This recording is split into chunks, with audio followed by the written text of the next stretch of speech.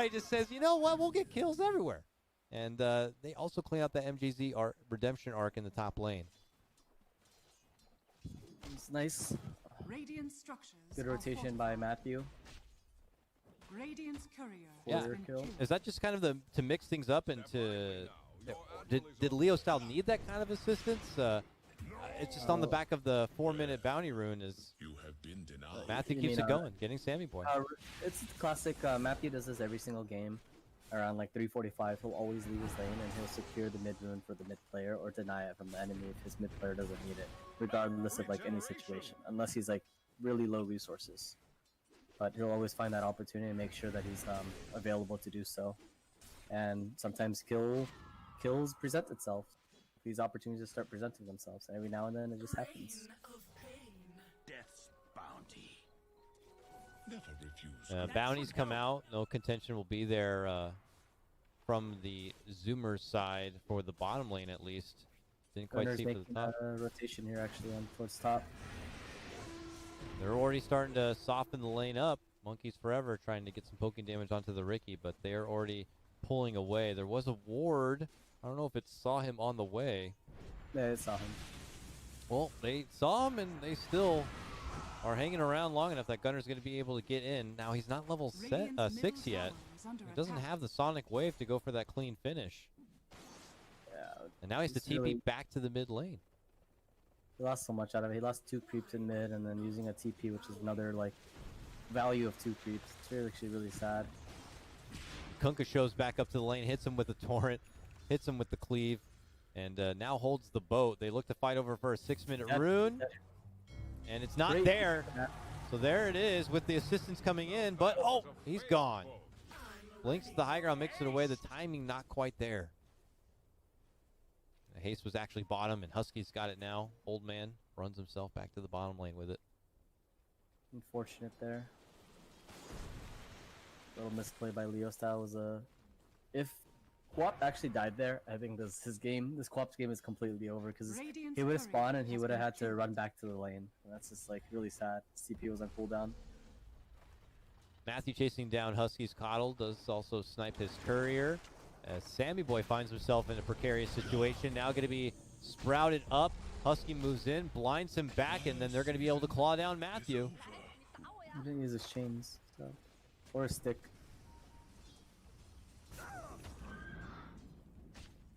And now with assistance from Ocean, and now Gunner rotating over, they're just all in on this bottom lane. It's a 4-man rotation here. They've got a Sonic Wave, and Gunner says, never mind, I'm going back mid. So he uses TP again mid. And now they go in conversion for bottom lane. They jump in for Frank behind the tower. Oh man, feels a little all over the place right now. Can't quite get a hold. Frank is just kind of sidestepping him a bit. Now he gets the ulti off. Is it going to bounce back onto Sammy? Yes, it is. That's a lot of damage. Radiant's middle tower is under attack. He will be able to tumble his way out. While on the other side, a chase out for Gunner. Gunner he's dead. Looks to get the Sonic Wave blast on the MJZ, but MJZ's got the wand, heals up, and they'll get the finish onto Gunner. Thunder Predator just putting in the plays, and I know on some of them they're kind of mistiming it a bit, but the idea is there, and they kind of have these strategies and keep just unfolding them. I kind of mentioned for like Gunner, it's just this Quap versus Kunkka matchup. It's like really sad at a point in the game, and right now it's just there. It's just you can't push this Kunkka out of lane. He's always gonna shove this lane into your face, and Gunner's also he kind of committed to this like Shadow Strike build. I think he should just want the Scream of Pain build to constantly shove the lane back into him. They get the kill on Nature's Prophet. Sammy Boy able to rip down the Sprout and get the final hit, but now finds himself in potential trouble. Leo Styles rotated over. Does not have another X. Tries to go for the Torrent, but gets the cleave hit instead. And knocks down Sammy. Arcane Run cooldown on his Tidebringer is insane. Jeez Louise. And he's happy with that. He turns out to the other side. Oh, he's going to go back for a bottle. Nice. Bottle trade-off with MJZ. Super efficient. And he'll have boat back up in 5 seconds. They can come right back down here, take a fight. Pressure the tower. Gunner, who has no ult. Oh, they spotted Ocean trading spots with Gunner. Gunner steps in to slow them down. Quap's dead again. Radiant's middle They got her with the tower X, is under the attack. pullback, and she's gone just like that. Probably should not have intervened, and now they both will pay the price. Thunder Predator just taking over in this bottom lane. Radiant structures um, are fortified. Sam Boy has a little stack farming for himself here. This is a really nice control game. He's having the time of his life right now. Radiant's middle tower has been denied. Cute deny there from Radiant Husky, though. structures are Even gives him the fortified. tip. Blinding light bumps him back. Just take away that bit of money. Thunder Radiant's Predator finding bottom more money tower is instead on under the bottom attack. tier 1 as they control 2 of the 3 lanes right now. Things and options become a bit limited here for the Zoomers.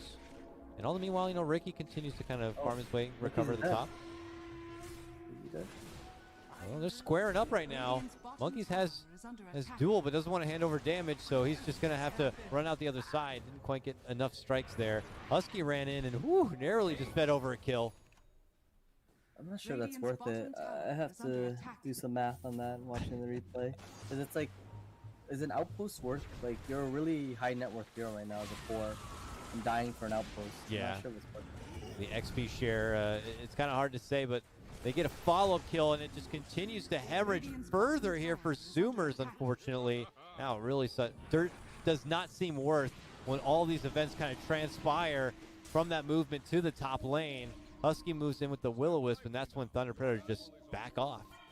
Say, all right, well, we got what we already wanted, Radiant's bottom tower has and fallen. more. I mean, space for MJZ's Jakiro bottom. In all seriousness, Thunder Predator making big moves, and it's kind of putting Zoomers in a tough spot already. You're not going to be seeing this immediate momentum coming out from Gunner's Quap, and now the space isn't going to be there for Ursa to feel kind of safe.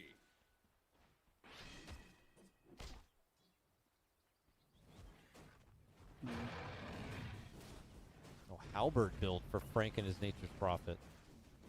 Trying to see what they can really do to come back in this game from Zoomers, because their active hero is like very underwhelming right now. He's like the Quap, which is 3k net worth at like 11 minutes, bottom of the charts.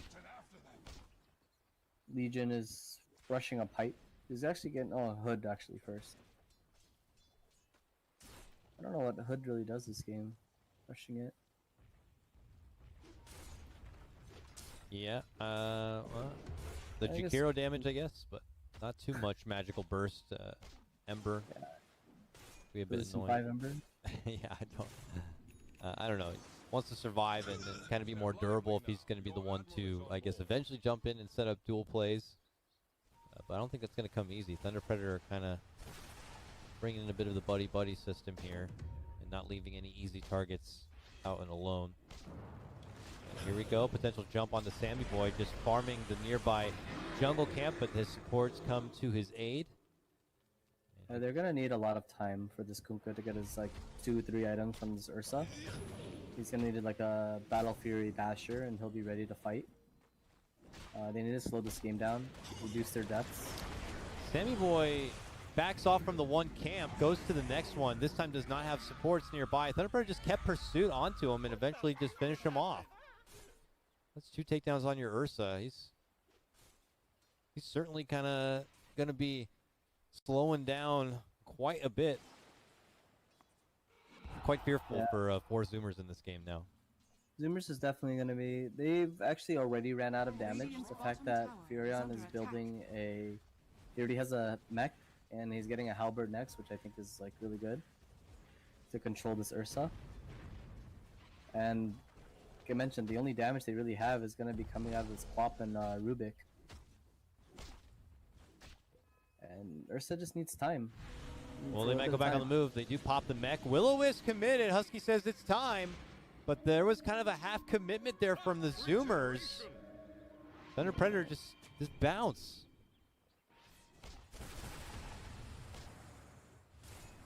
Fortunately, not much going to come of it. Monkeys now going to be X'd and pulled back.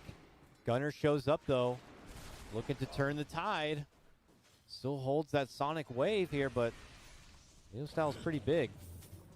Oh, Quap's dead again.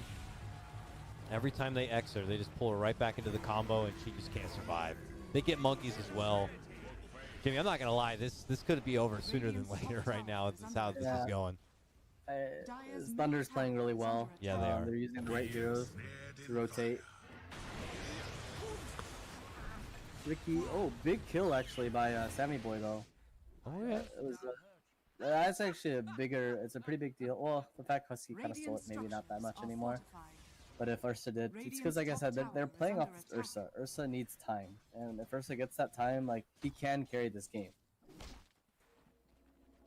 They have the right heroes to enable this Ursa enough. Like I said, like this, they have the Coddle Ursa combo.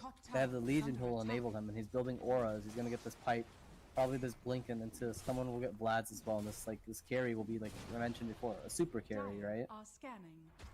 Yeah, the Mega Raid boss. The Thunder Predator side, they don't really have a hero that can. They don't have enablers, but they have killers, and they have all this pressure that they can do on this map and split push. They're chasing. They're killing right now. They're looking to get a hold of the bear, but as Frank cuts him off, he's wondering if he's bitten off more than he can chew. Certainly not the case. MNZ diving into play now, and it looks like they may have to settle for supports instead. Sammy Boy able to limp himself away. Could the turnaround be there now from Zoomers? As Gunner steps in, the boat though flies out. Big damage from Leo Style will score him the double kill. And now they look to go for Monkeys next. He's silenced up, trying to run out, sprouted, and done. And you know, how those games go when your Legion commanders are unable to really get any sort of dual damage going. That seems to be the case right now. I actually love the fact the synergy that Thunder Predator has, especially in like they're setting the Skunkor up for like success as well. Remember I talked about like the hero synergy? Like every one of their heroes will have a setup for Torrent, like including this Ricky later with the defusal smoke screen combo will slow him enough for Torrent. This Furion and Ricky, he can always sprout, and then Ricky will jump in with the smoke screen and defusal, stuff like that. Like there's a lot of synergy that they have in the draft, a lot of team chemistry. Good composition. Thunder Predator kind of fake back a bit, thinking that they're going to pull out from the bottom lane, leaving it safe, but then they come back in for another go and jump right onto Sammy Boy, hit him with the Ice Path in the Macro Pyre. Will-O-Wisp to try to turn things around or fend them off. They do tie up with the Ricky right under the ball, and they will bring him down. But here comes round number 2 from Leo Style, committing with the bow, scoring the double kill, slashing them all down with the big cleave. And they will secure the tier 2 tower. Thunder Predator. The cats are on the loose. I'm thinking the Thundercats, but Thunder Predator putting in work for sure. Leo Style way above the rest right now with a 9.2k net worth advantage. Yeah, Zoomers is the type of team that will play things through until the end because they will always see like a small window of opportunity. It's not like just because of the score, just because of the goal deficit, because of how much pressure that they feel in this game that they're gonna play this game through until the end. So I don't think it's gonna end as quick as we may think. Fair enough. You know, a learning opportunity, and like you said, though, there's always those small windows of hope, and if they can kind of make the play happen, they'll try to go for it. Sometimes you gotta be realistic with yourself too, because it can also be extremely demoralizing, and it won't be better for the next. And you don't want to have that energy going into game 2 when you're like, guys, why are we still playing this? It's 20 minutes now. We're down 40k. What's going on? And looking at it more and more, actually having this double halberd and how far behind this Ursa is, I don't think Ursa can carry this game. I changed my mind. Like I think already has a halberd. He's getting close to his like relic. They almost have 2 halberds. It's ridiculous. That's the problem.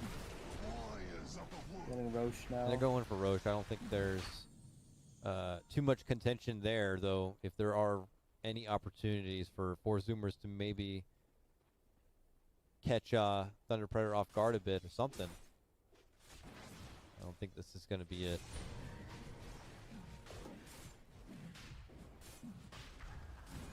I mean, it's one of those things where, like, when you're in a commanding lead, sometimes it's like the enemy team doesn't want to fight. You can make Roshan like as obvious as possible and force them to come and take like this random fight, and you can win a team fight from it too.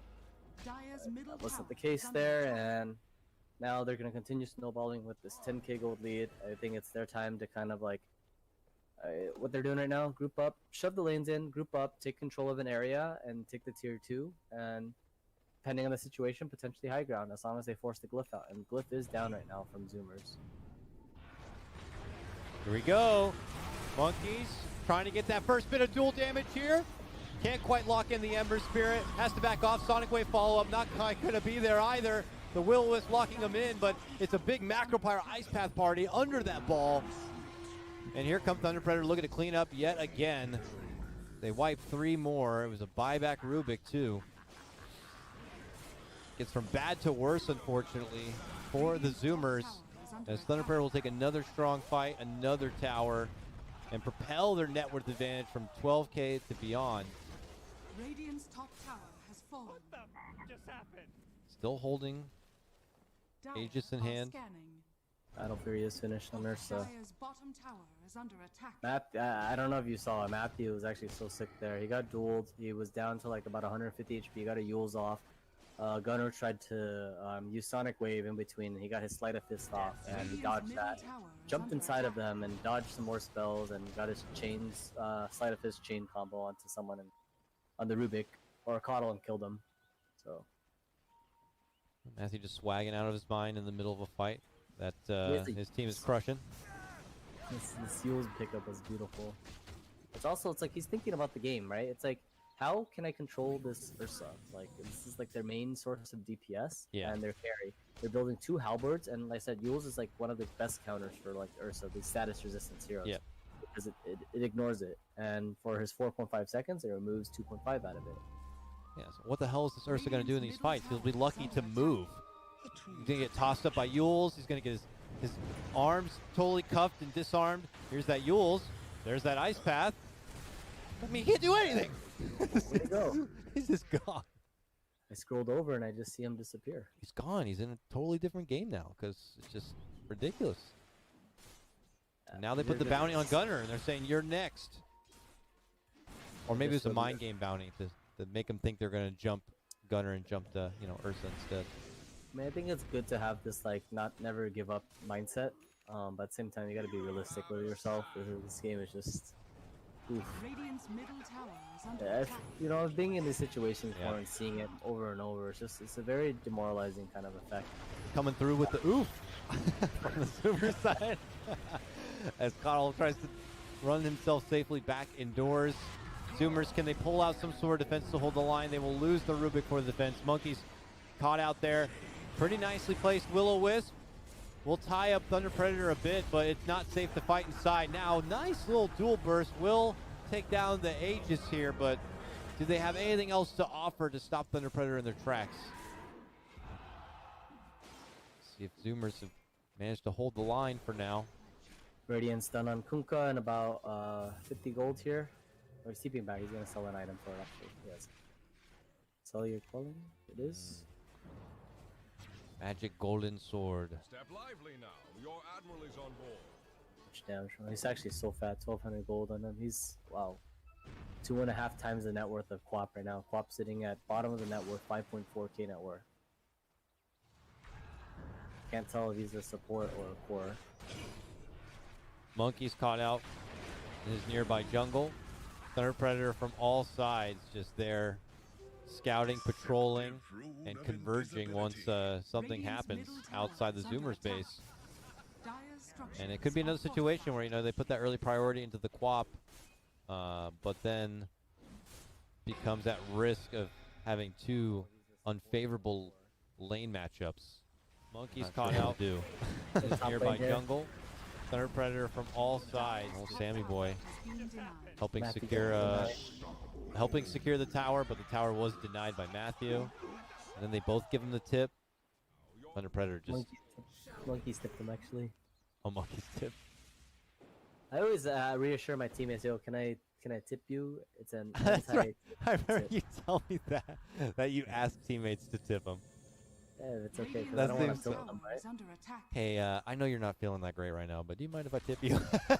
Radiant's middle tower has fallen. That just seems so funny to me. Yeah, you can tip me, man. I know I fucked up. Okay, here you go. Tipped you. I think about it as an anti-tilt tip. You're good, man. I believe in you. Oh. I guess it'd be worse if you tipped the enemy that got the kill on your boy. So, yeah. Good job.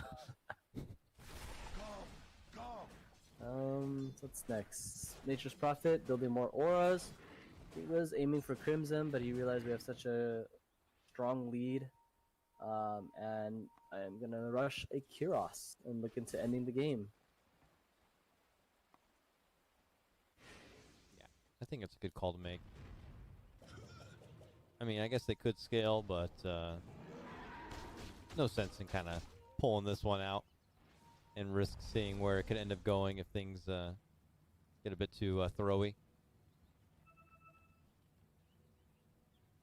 But Manson nearly done.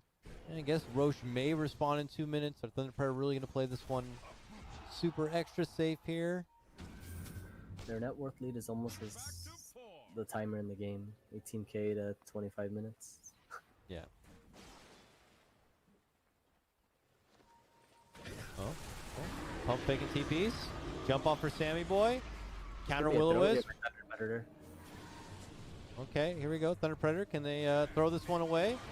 The Zoomers. Will they get monkeys? He's going to be out. 44 seconds without a buyback. Looks like Gunner's next. Comes down, gets silenced, gets finished. Bounty success. Radiant's middle Double tower bounty is under success. attack. Damn. Damn. Damn. Big bounties. Big points for the battle pass here for Thunder Predator. Getting points in the group stage, getting points in the battles pass. What can't they do? Now just doing it with 3 defenders here. Like you said, Zoomers, they will see it out. Will fuse, yeah, it's their high ground. Aegis is gone too, actually. They're gonna reset, they're gonna use their gold, and look into regrouping and doing it Radiant's again. courier has been killed. Ooh, Are Sammy Their Boy. gold is also down. Kira should be finished on Furion soon too. It's about 1,300 off. Let me get $1,000, $1,000 gold off. Well, he actually almost caught Sammy Boy here. No, Frank will spot him. But no way to cancel out the TP. Oh! Oh, close. Very close. Not able to get close enough, though. He is just frantically trying to get the BKB. A BKB obviously would be such a critical pickup, but it might be a case of too little, too late, with how things have unfortunately developed. Greatly in control of Thunder Predator, but I respect to the Zoomers. They feel like, if there is ever an opportunity, it would be one with a BKB Ursa. It's close. Yeah, they really need this BKB, but again, it's just he can't kill the Kunkka. He won't be able to kill the Furion because of the evasion. Ricky has high armor. He doesn't have enough damage. Top lane here. Oh, he's mixing up with Ricky. Silenced. He's safe for now, but say bye-bye to that BKB. Will-O-Wisp. Every time the Will-O-Wisp is dropped, MJZ just will drop everything he has on the Jakiro inside that Will-O-Wisp. Just not giving them any sort of safe place to fight or safe haven, and ultimately it's enough to force the Zoomers to submit game number 1. Thunder Predator come out Radiant's top tower is under and just clap them. Clap them. They just give them, just are fortified. mop them up in game number 1. Yeah, I think they definitely should have done something different with the laning stage. Or, like I said, the picks and bans, I kind of said like I favored Thunder Predator a little bit more. Probably should have said a lot more because it's like this Kunkka really did work this game. It kind of ruined this Queen's game entirely. Like his rotations. I think the snowball he played was Matthew securing the ruin, being able to kill this Quap like 4 minutes into the game.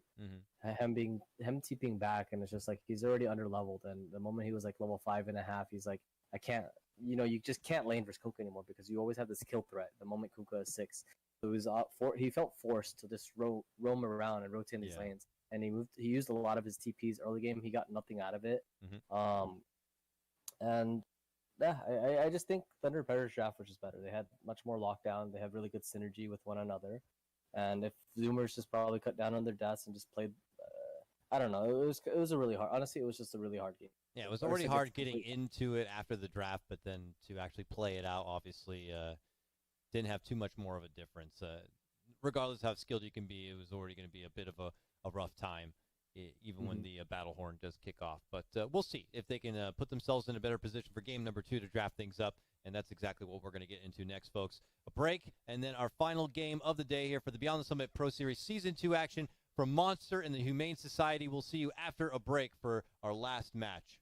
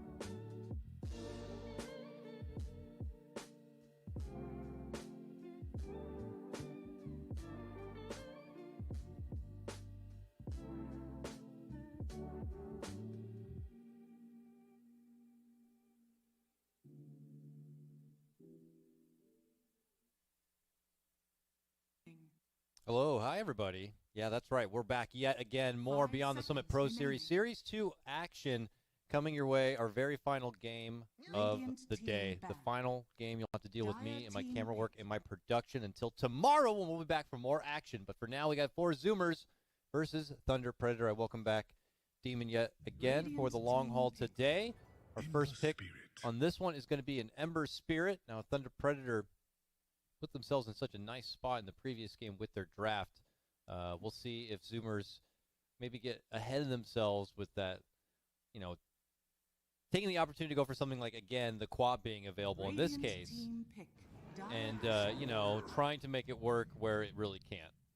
They're gonna pick Jakiro again. It seems like they're gonna Uh-oh. They're going to run it deja vu back. here. Run it back. I have heard from captains admit that they will run it back. Like, they're, you know what I mean? Like, if they see the opponent is trying to make it happen, they will keep running it until it's like a game of chicken, essentially.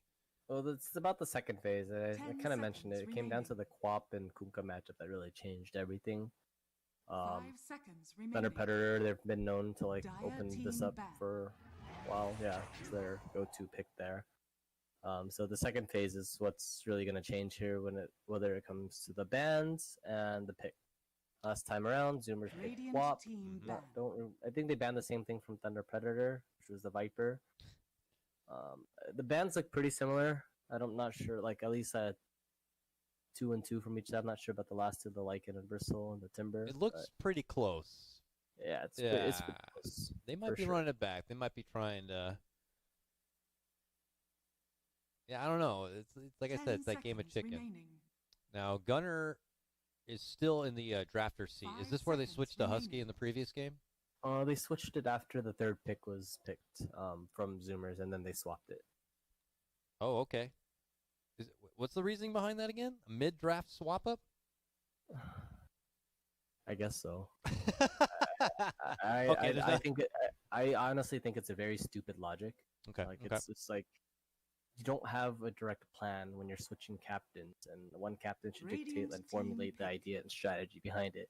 But swapping all around it really doesn't really make sense. They're just drafting to kind of Dire draft what's team pick. good for them. Okay. Similar pick, they got the Rubik again, and they banned the Kunkka this time around. So Ah. they understand that they can get away with the Quap if needed. Yeah, but they didn't want to go right to it. They weren't that confident, Jimmy, okay? They banned it out, but they didn't say that was just it. Now we'll get the Quap here and now. They're leaving So it the out there still. Probability of Zoomers getting 10 Quap seconds next, regardless remaining. of Thunder Predator, is very high now, by the way, because a lot of the 5 counters or seconds like all the remaining. annoying heroes are kind of out of the pool. But what if Thunder Predator pick Quap themselves? They can do that. They definitely can. They won't like. They can, but you know, it's like I guess it's more. Will of a they? should I they? don't know. Would they? Will they? I don't know. Is it in their best interest? I think they're type of team that gives Leo style like a late pick because he's a very mid dominant kind of player, unless they is an open pick. But Quap is kind of an open pick, and he can play Ember still, so I guess that's kind of in there. But having like a Quap Ember doesn't. It's like doesn't feel like great. Yeah. I wonder if that's what's running through Thunder Predator's head right now. Maybe either expecting that is something likely to come on the side of 4 Zoomers and what their Radiant alternate team options pick. are. I speak Well, for they the go back trees. for the Nature's Prophet. Can't really fault them. Frank had a pretty good MP game last time. Definitely Right. added to the frustration on locking in the Ursa. And here, another matchup against the Ursa.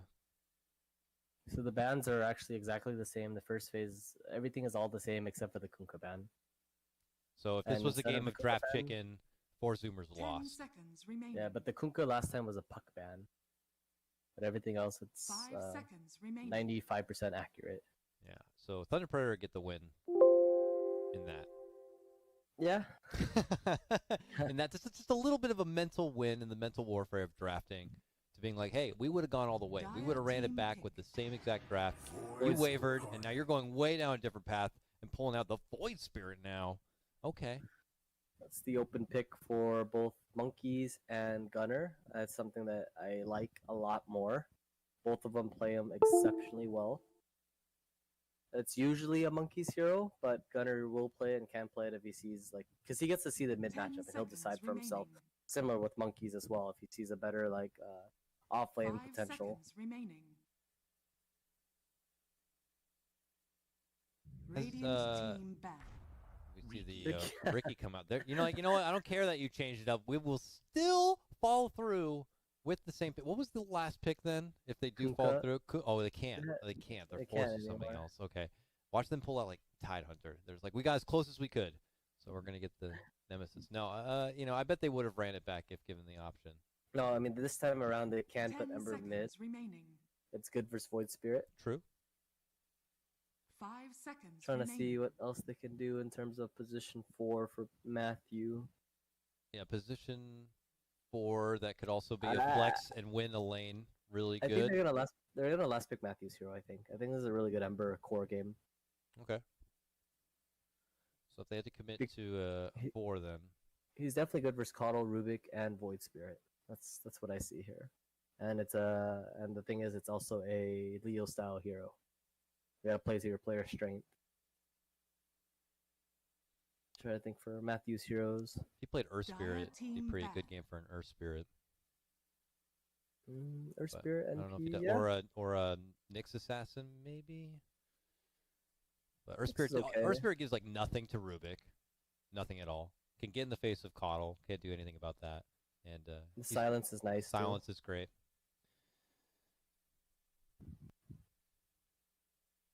10 seconds remaining. DP band. DP banned all 5 day, not seconds picked. remaining. DK It out there hasn't been too if that you need popular. that kind of old trusty lane Nah. winner, but not really a Matthew hero type, I guess. Not a fan of this DK. Kind of fallen off here. He was banned last series, but yeah, still hasn't really seen the airtime. Certainly hasn't seen the airtime like we're used to seeing.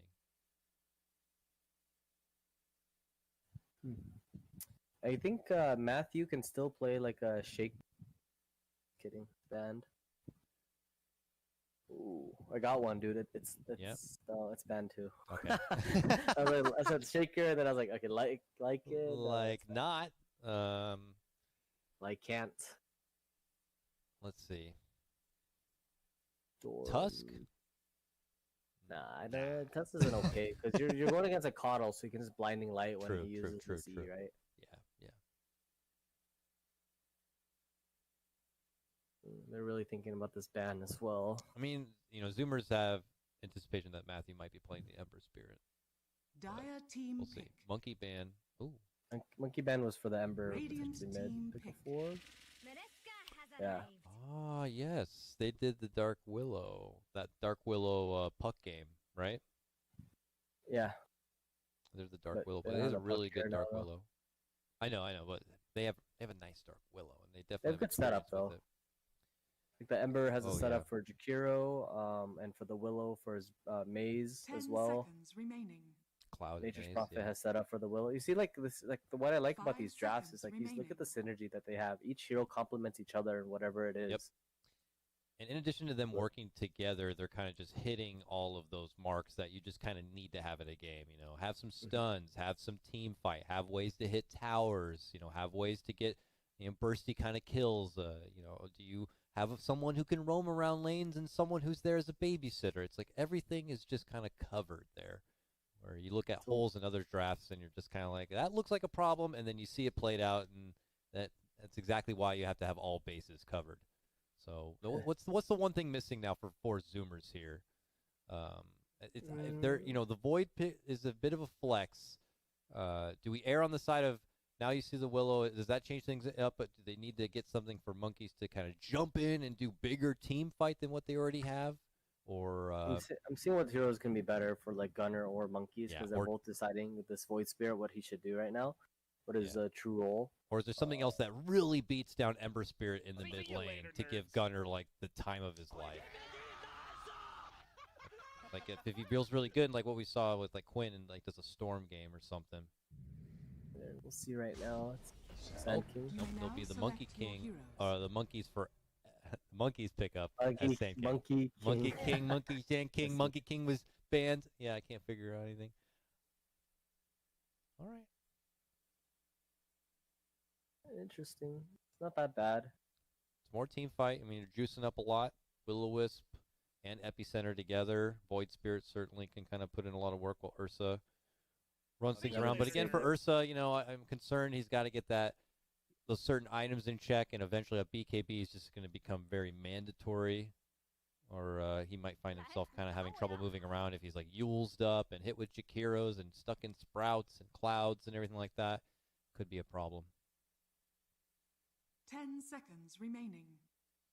I still think it's a pretty nice game for Leo Style here. I think this Ember has if he has a good start in the early game, he can control like 4 of these heroes. Ursa will be a little bit more difficult, but he can poke around this Coddle, Rubik, Void Spirit, and Sand King. If Void Spirit doesn't get a fast Yules, I think Ember will just run a big train on this whole team. But if Void Spirit has a pretty decent game, I think it comes down a lot to these mid players and how this game, like the momentum will shift. The 4-6-8 minute rune will control the snowball from either side, from both the mid players once again. And who has better like rune control? It looks kind of like a little bit more so on the side of Thunder Predator. I mean, unless I'm misguided how Dark Willow can help out in that aspect, but if it comes down to mostly how these mid laners are going to be able to have tempo off the laning phase, who's better to kind of be there to help out if a fight does break out during the... It favors Willow a little bit. The positive side is Sand King is a self-sufficient hero, likewise with the Furion. So both of the 4 positions have a lot more freedom to like kind of do whatever they want, as long as they're communicating with them and they're like, hey, like where'd you go? And they're just dying randomly, right? That's like the whole thing. It's like the little details there, the finer details there. But yeah, so Sand King, he's self-sufficient. H Prophet self-sufficient, so the 4s have a lot of freedom. So I think it's like even, but I think it favors Will a little bit more because his spells feel a lot better in the early game because of the Bramble. You don't really want to run into that. In comparison, this Rubik has like a 1 second lift, 0.8 second lift, and that's like, it's pretty ass. Yeah. I'd say. Early, it feels like you said, mega ass for sure. Like it's not going to offer a lot. Definitely feels big later. Everybody get these chat wheels nicely warmed up, okay? Just, Okay, thank you. As we have a 5-man movement here. Look at the Zoomers zoom their way through the bottom lane, and they pause the game and disconnect as they need the lag. Quick, hurry. Get it done right away before they see what's going on. Really see the Ursa. Jimmy, you're not supposed to interact with the players. Sorry. Stop that. What did you learn? I'm all in front Everyone's of everyone. What just happened? Leo Style is a big fan of me. Fan of Demon the player? Yeah. I need to turn on some lights. It's really dark in my room. 1 second. Demon, jump on the bed. All right, well, if you're just tuning in, folks, you're catching the back end of our action today. It's been a long day of 4 best of 2s. I believe we have just 2 more days, 1 more day left, 2 more days left of group stage action to get things off. Really? It's 2 more days? Yeah, and it looks like they have been adjusting the schedule a bit from what I'm looking at here, obviously, with that +1 situation. They did cut some matches, so our day tomorrow is going to be probably a bit shorter. Looks like we'll just have the 2 best-of-2 series tomorrow. Crazy versus Quincy crew to open it up. Oh, I like that. I like that too. I like BC that. versus 4 Zoomers. Oof, And good then, games. yeah, BC for Zoom. And if we get the Beast Coast that we got in that recent series, then that also will be hype. Yeah, spreading a little too much knowledge bombs here. And Boosted up these coasts. That was kind of funny for me. He was listening to the game after. they're all Like, yeah. fiends. All they do is fiend. That's why we got to be careful what we say. Like The insight Dakota I and Jimbo mentioned- has over here. I mentioned how Gunner actually smells wonderful in person. He could come back. I thought he Hobby. smelled pretty ass, man. Oh shit! Why'd you go there? I'm trying to be nice. My bad. Sorry. Nah, Dota players don't smell bad. They definitely are the least of the smelly gamers I've interacted with. Because I have had the pleasure of working a couple different gamer titles now. And would you believe it's not Smash? It's not the FGC. It's not What is it? that Counter Strike. Yeah, you gotta call him Rocket out. League. Rocket League. Oh. They got some smelly kids over there, not gonna lie. I won't lie, man. Back in my early days of Dota, 30 like from seconds 2010 to to battle. 2013, there's some pretty bad hygiene out there, man. I mean, gamers just gaming. They're thinking that, because they're not running around with a football or anything, they're not really sweating that hard. But when you game, you get the nerd sweat, and you can definitely stink. That's for damn sure. I got a funny story, man. Like Yeah? Fear's like one of my good friends, obviously. But back in the days, he'd quote uncle always forget his deodorant. But I think he just never, always forget. I think he just never bought deodorant, man. I kept reminding him, like, oh, these are the days. It's all good. He's now. just ahead of the game. He knows that the pheromones is what, really attracts, the He was ladies. stinky, man. Yeah, he was yeah. stinky back then. Yeah, the nerd sweat is definitely a real thing. Even my wife currently calls me out on it to this day. So you gotta remember to stick up, even when you think you're just sitting at a computer desk doing nothing. Yeah, you can't take these things offensively or personally, man. It's just Yeah, like, hey, these come guys on. are trying to. I'm tell looking you out something. for you, all right? Yeah. Because there's a lot of Well, people out there top who will player, say nothing. I'm watching top. Don't worry, we're not missing this one, MNZ. got It it. looks like you're First going to be the first blood in one more hit, if it happens, which it will not. So you're lucky on this day. I think he should have just got Fade Bolt. But...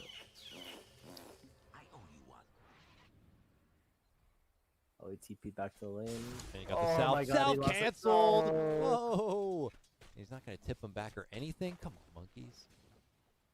They might go for a kill here. Monkeys doesn't have any more mana. This could be a potential Dual kill breath. here. Yeah, that is it. Big play. You hate to see it happen, but MNZ scores the first blood. MNZ, it was you the whole time, my man. You had the first blood, and you still allowed me to catch it. Thank you. Oh, what is going on in this mid lane? 6 CS already for Leo style, and 6-6. 6 for Scunner. All right. Neck and neck, the spirits. They just trade Even in farm. this This one? matchup is pretty even. Okay.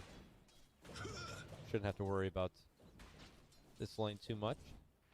They both just use their nukes and just push in the wave and farm the wave. So. Trouble for Ocean up top, though. He's getting blocked out. The stun, though, assist coming in. They look to turn their focus instead on MNZ, but do they have the damage? They certainly don't. And Ocean will fall. The biggest bait in Dota is when Rubik has to skill telekinesis level 1. It's That's so game short. losing. It's so It's the short. most- It's so sad. It's the most game losing spell ever. It's like Enigma, it's like getting stun level 1, or Shadow Priest, or Dazzle getting Shallow Grave level 1. I did that once, and my team really yelled at me, so I learned my lesson. It's gotta sometimes just pre-skill it, man. It's like, I'm not skilling Yeah. anything else but this, no matter what. Radiant's top tower is under Yeah, it doesn't attack. work out for him this time. See the Rubik to get more levels under his belt to have the Fade Bolt to assist, what certainly could have come in the clutch in some of these cases here. Yeah, just think about the scenario. Even if you get this like first blood, or it's like, it's good, but I'd rather have this Ricky just run back with like 5% HP with that Fade Bolt, and still win the lane because he's gonna feel pressured in the lane. And then the Ricky goes back to the lane, pops a salve, almost like, maybe he was big braining it and coaxing Monkeys like, yeah, stun me, because if you stun me, then we'll just turn around on you. And Monkeys takes the bait. I think the lift was still on cooldown too. It's 34 seconds. So God, that is ass. 34 seconds for that dinky ass lift? yeah, Does not feel good. mid lane's pretty even. So Remember what we talked about? Let's watch this support rotation at 4 minutes. Matthew will generally leaves the lane around 340. And similar, maybe Ocean will look into rotating as well. Bottom Frank is forced to TP back out. Matthew steps in with the stun and somehow sidesteps the illuminate. Leo Style actually really needs this rune. He's actually out of bottle charges. Gunner still has one. And here's Matthew making the move now. It's like, boys, get to the rune. Look at that. I'm gonna need it. Get to the Ocean on rune. their hand. His brain. Oh, sorry. Yeah, it's different. Where's Ocean at? Ocean, get to that top. You gotta cover that side. He's lagging. He's not there. He's not there. He's staying in lane. He wants to be there by monkeys in case something goes on. So they're gonna fight out instead. Gunner trying to go forward himself does grab it. Doesn't need any help, but they put their focus instead on the Gunner. He's gonna get stunned. But it looks like it might just work out for him. Gunner, look at us turning it around onto Matthew. Leo Styles like, listen, I can't come and hang around too long.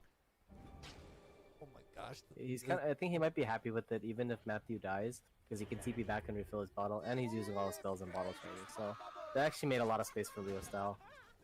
Yeah, Leo's like, I have to be torn between trying to help you out, and I want to go get this wave while it's free.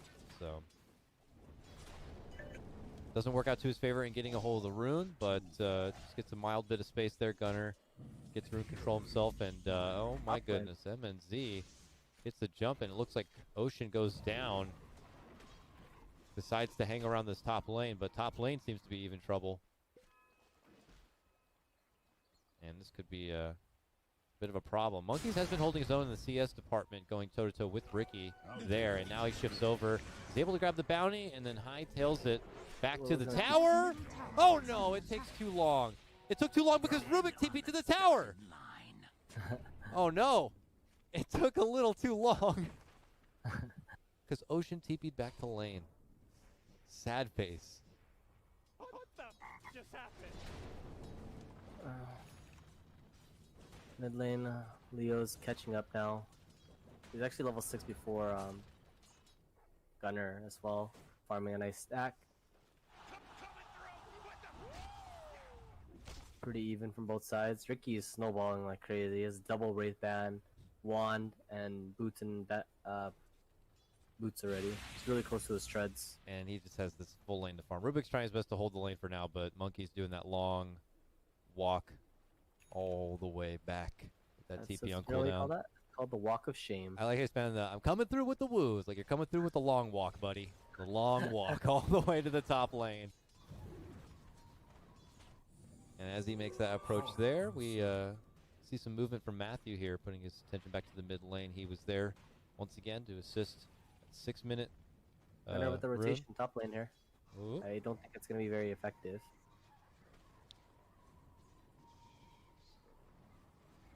Monkey's pinging, but yeah, the opening not there, you know. Fortunately, the wave is so far forward. Definitely something sus. Ocean's like, they know something's up. Ocean getting a bit frisky here. And now, and they give him the tip. They know, it's just like last game, they did the same thing when he was on the co-op. We see you there. Send him the tip. I see him still. And Gunner is now like, well, last time I went back, this time I'm not going back, all right? I'm going to stick around, and we're going to get this damn kill. This play is it's so awkward. It's way too forced. It's not natural at all. I mean, he's losing so much net worth, and nothing's going to come out of it. Yeah, he's not even going to get anything out of it, unfortunately. This whole time, I'm watching Leo Style. He jumped up and 14 creeps higher than him. Multiple creep waves. Yeah, but Coddle's getting farm. Am I right? Look how close he's getting. That level 6. You're ruining your position 2's game for a position to try to enable a position 5, and that's like. Yeah, I know. I'm being facetious on that one, but trying to look for the one good. It's a long commitment, awkward, slow rotation now for Gunner. As he's just gonna kind of park this one out, and they This whole continue time, to reek around. He thinks his idea is like kind of like there's no pressure because Ricky is still free farming. He's hitting every creep. It's not like he's pressured, kicked out of the lane.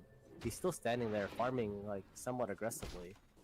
Well, more passively, but he hasn't lost anything out of it. And the whole time, like Leo Style, like he finished off his phase boots now. 8-minute rune. Oh, a little unlucky there. He didn't throw his spirit there to secure it. Husky even sent him the tip. confident he got it. Now Gunner's back. Gunner thinks he can get the jump on the Leo style with the Will-O-Wisp. See what? Look at that, Jimmy. All right, without that Soul Lane XP, he would not have that Will-O-Wisp. They can't get that turnaround kill. So there we He go. didn't use a stick. The big brain play. No, I'll give credit. You know, that was well played.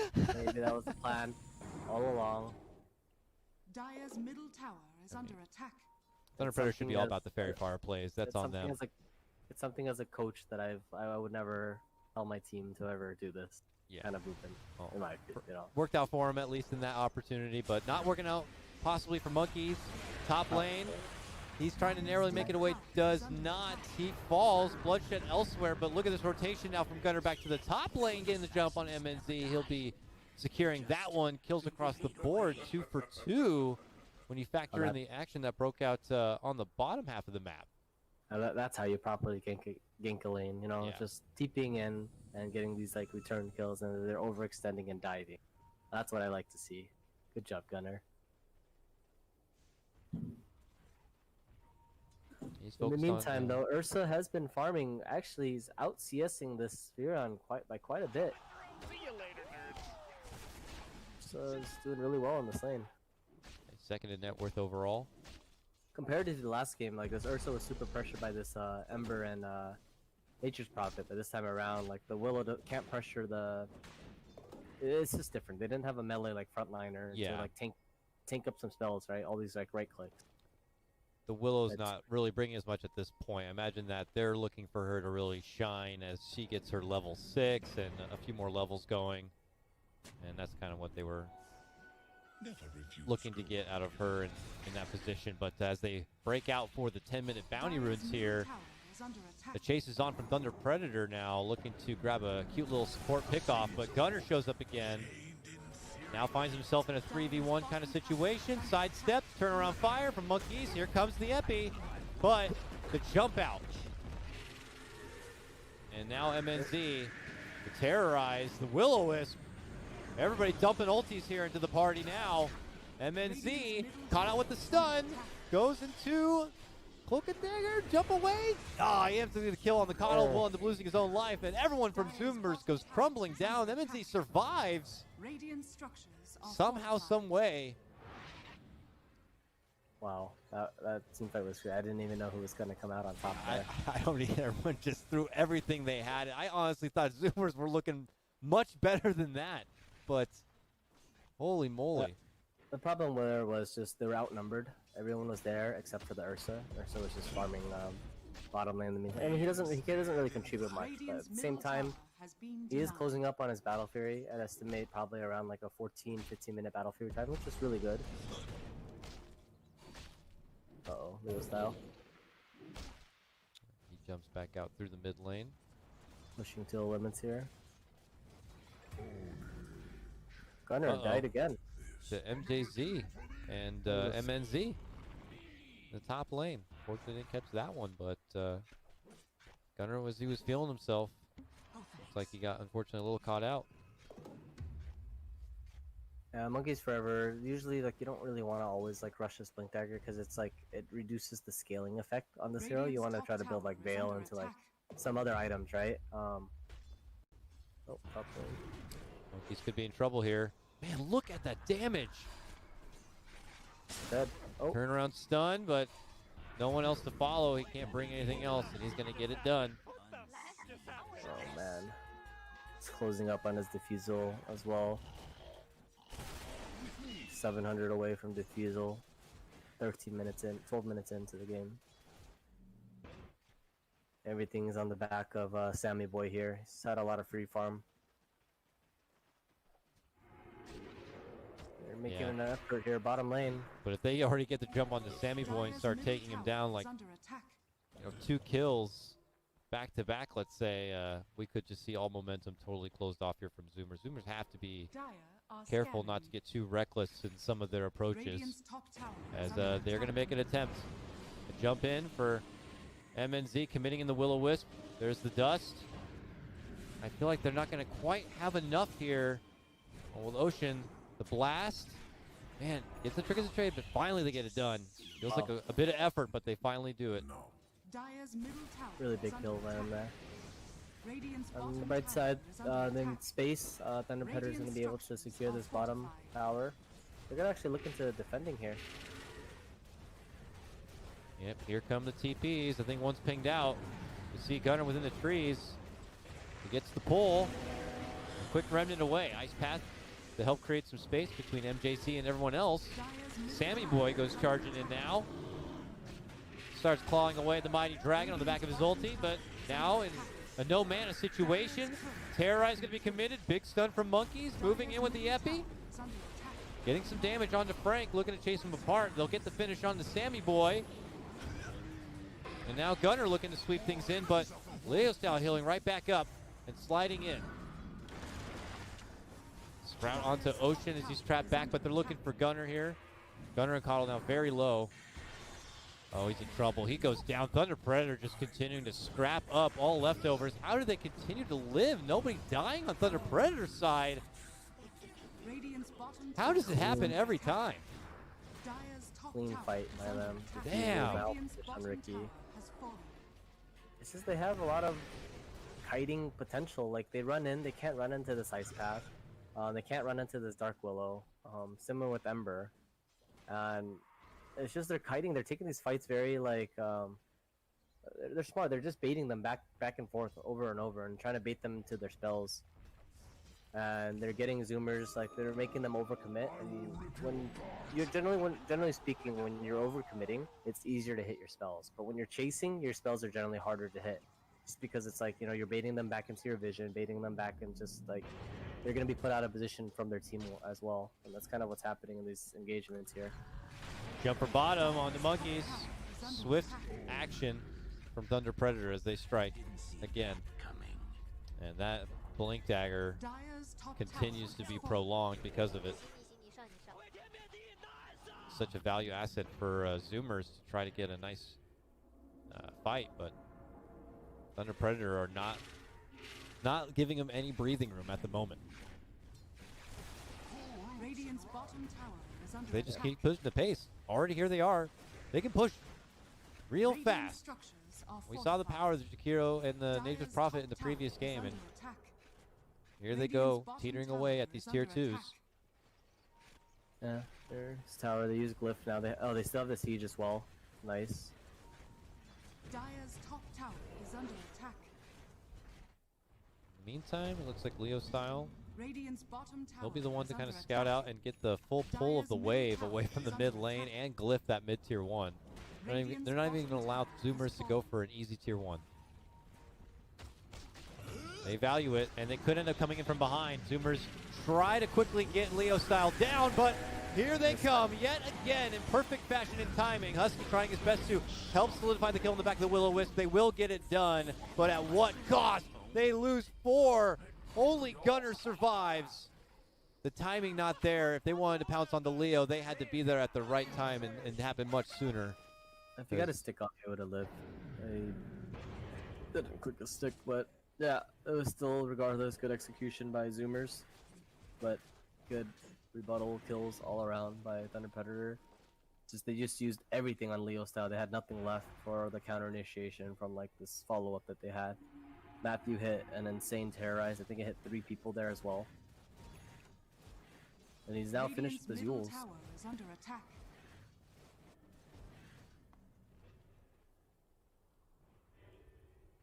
He's pretty Monkey farmed does on have that Blink. support. Did he get the Monkeys blink? does have Blink and Okay. Epi, yeah. Okay, So okay. maybe they're gonna look into a smoke play. Yeah, it's all about these items. Making something happen with them. Quick trick to the trade. Nice catch, though. Jump in from Leo. Nice pass there. Macropire. Monkeys. He goes down. I don't see the big Blink Dagger moment, unfortunately, there for Zoomers. So they're forced to back off.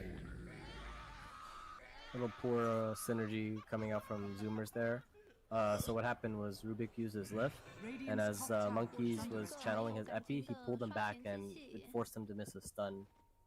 It's a little kind of unfortunate. The Ricky should have died there. So that's what kind of caused like everything else. The Voice Spirit was kind of like a collateral of like the misplay that Radiant's happened. top tower is under Radiant's top tower Unfortunate. has fallen. Here, Ursa is still farming. He's not falling behind a network. He's taking over like the enemy jungle. I think he's doing a good job by like not playing in his own jungle, 'cause it's like safer actually in the enemy jungle. Dire's bottom It tower sounds is more under sketch attack.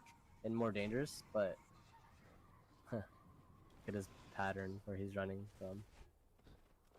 But he's taking away like all this enemy farm in their own jungle, and so actually a lot safer. Trouble for Ocean. He's just trying to keep lane pressure off a bit. Just gets easily Yulesed up by that Willow Yules. I actually learned something here too from Thunder Predator. I think they use Ricky as a counter to this Ursa because you need BKB to play, and he ignores everything else that he has, and you can't fight into the smoke screen. Fallen to the Dire. That's the reasoning for this Ricky. I think it makes a lot of sense. Sounds good. Again, just curious why we're not seeing any more of the Grim with him. But seen in his own right, definitely getting the job done. As here, it could be trouble again when they fear up Gunner. They're allowed to land everything else, including the Sprout, potential Cloud, but a long jump out, and Gunner may be forgiven and given mercy here. He somehow narrowly makes it away. Dire are scanning. But Thunder Predator are certainly Radiant's Just, middle tower is under attack. on the move, corralling and moving around and looking to catch and making all situations feel unsafe. Even Ocean right outside the front door, getting jumped here from Kotaro, and ultimately is going to be pinched out. Not a feels good Rubik game, unfortunately. Monkeys to the top. Oh, 20-minute nice bait outpost. there. Did he deny it in time? Yes, he did. That was a good bait. Matthew did not go for the outpost. He was baiting the Furion, and in case he got stunned, he just comboed him there. So, I mean, the fact that, yes, Radiant got that outpost, I think that kill has a higher value than the XP right now. Second That's time pretty Monkeys trades his life for the outpost. He loves That's them. true, He actually. loves them outposts. That's really hard to say, though. I don't. It's like, is it really worth it? I'd rather not die, in my opinion. A 350 XP all around. Bottom lane. We'll see that Ricky versus Ursa. Oh, tried to TP out, but there's the ice path, and you have Frank at the front just peppering you down with extra bits of damage. And Sammy Boy will fall in the bottom lane.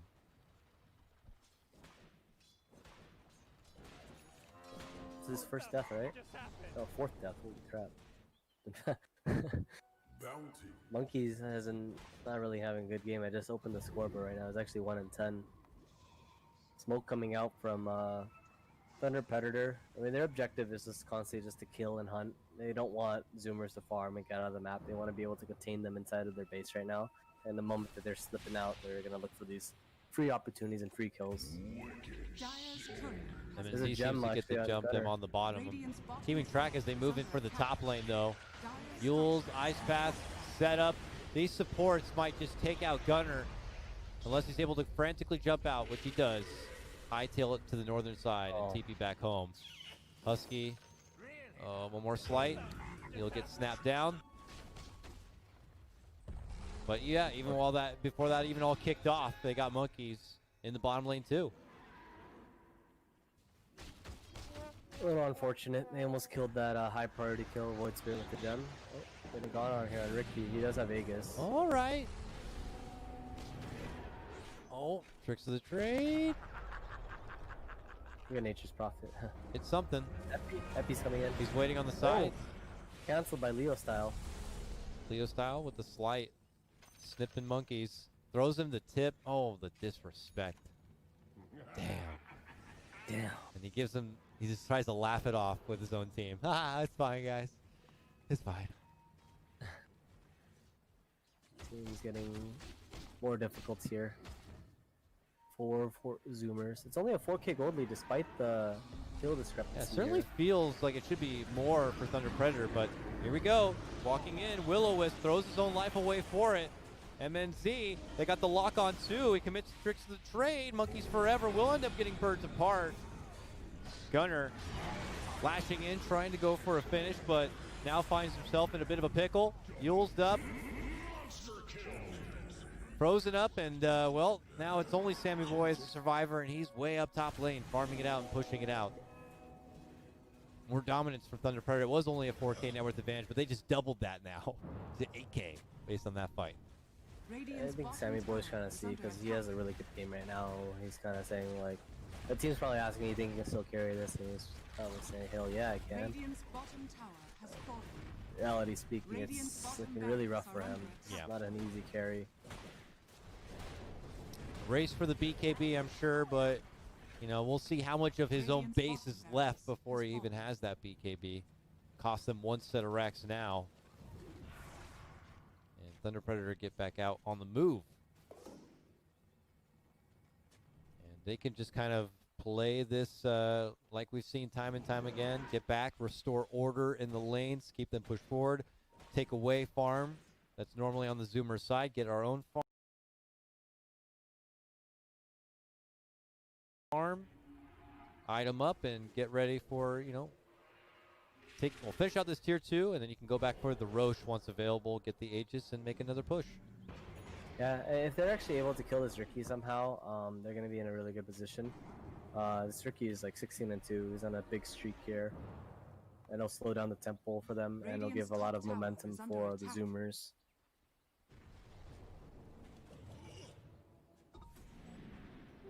Behold, a subtle bird. Oh, they're chasing across the trees. They'll cross Gunner here. Hit him with the cloud. Ice Path. Man, and there's just nothing else he can do.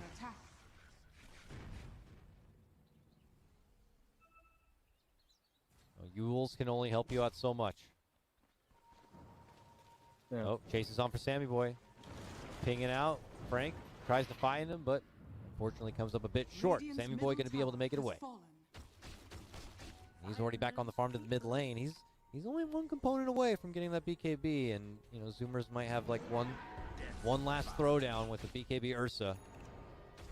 It's the biggest opening. Roshan is going to spawn around the same time he'll be finishing his BKB.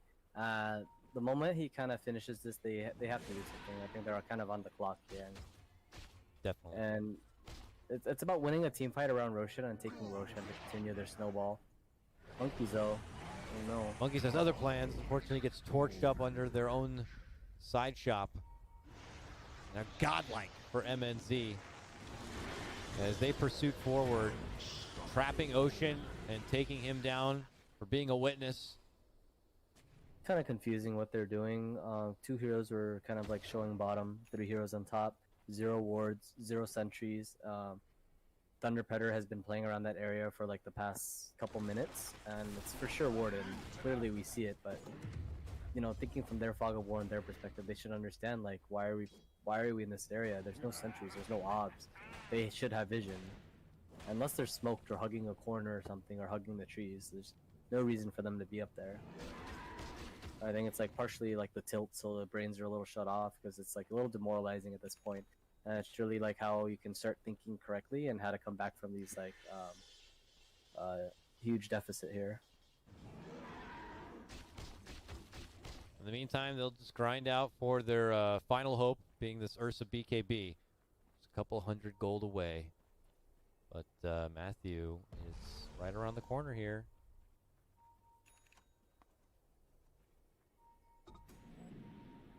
Dire are scared. Doesn't want to have to TP away. Uh-oh. Oh no. He's been spotted. He pops the ult. But he gets hit with the Yules.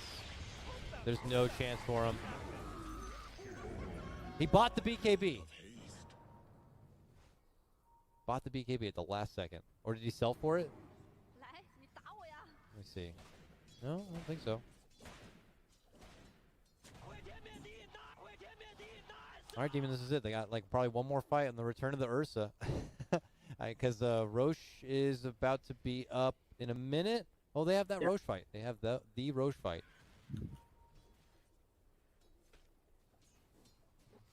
Yeah, so I think yeah, the moment he kind of spawns, they should just look into smoking. Take a fight on the left side of the map and hope to win a fight and take Roshan. That's for Zoomers. And Thunder Predator, secure the Roshan, win the game.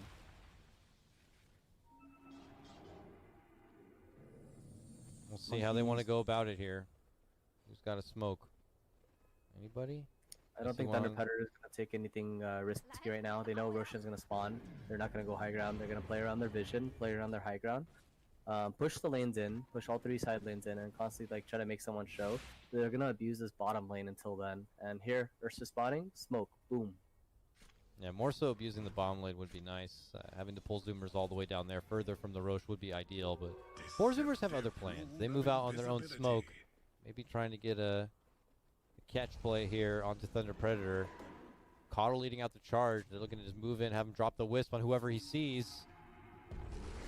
But looks like they'll have to settle for the Will-O-Wisp. But Frank jumps in now, and now that they know it's a real fight with buybacks, they're going to have to drop in everything they got. Wisp would be committed, but the jump in from Thunder Predator with the BKBs and all of their weaponized items here as they just begin to lock and load and take down each of them one by one. They find Ocean on the side. He'll be finished next. And Sammy Boy says, I'm going to head to the Roach Pit. See if I can swipe this down real quick, but oh, man. He actually might get it. Pink's TPing in. Oh, he's got this. He's got this. He's got it. He can't get out, though. Ah! Grab it and go. Oh, God. Oh, God. Not safe. Yeah, Jeez. He's got it. I think we might see him die a couple times. No, he's fine. No basher. Oh. That's big. Hey, you deny the Roche. You deny the Aegis from Thunder Predator.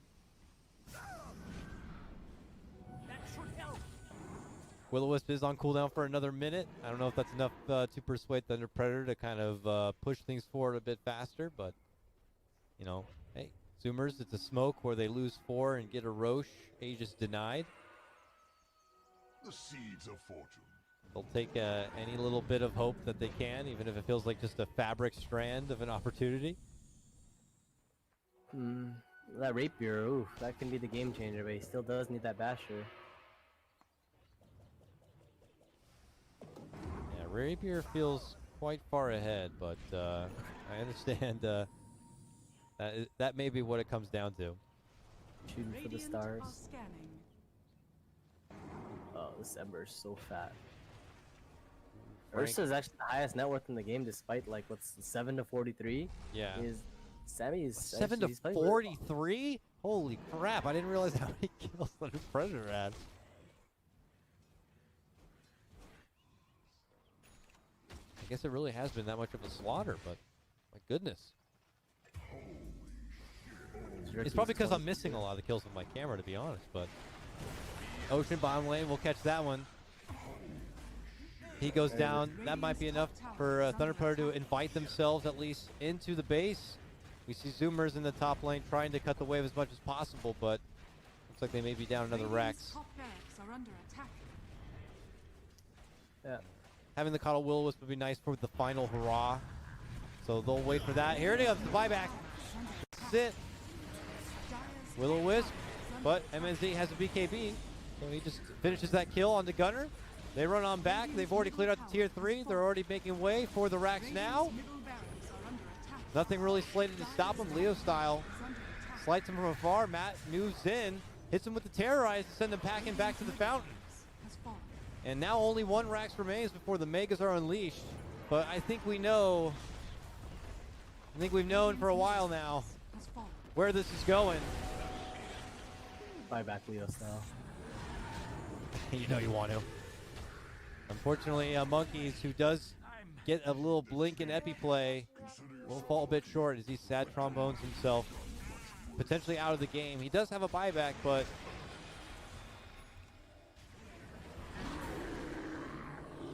oh, Sammy Boy Radiant's middle making the tower move is in, under but no attack. kill coming easy as she just TPs on home. Oh, look at this telekinesis grab onto Frank. And, well, maybe the bear will get to eat a little bit on this day.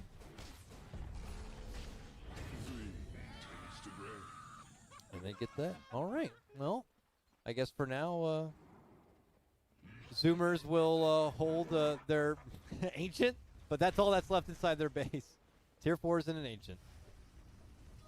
Oh, and 1 Rax. My bad, Jimmy. They have 1 more Rax here. Oh, they do actually. I They was have like, 1 what more the Rax. heck? They do not have Megas yet. And this is like one of those games where it's like a 1% chance for I Vorzooms know. to win. But the fact that you do have 1%, you know, you never know. The rapier can be a big game changer.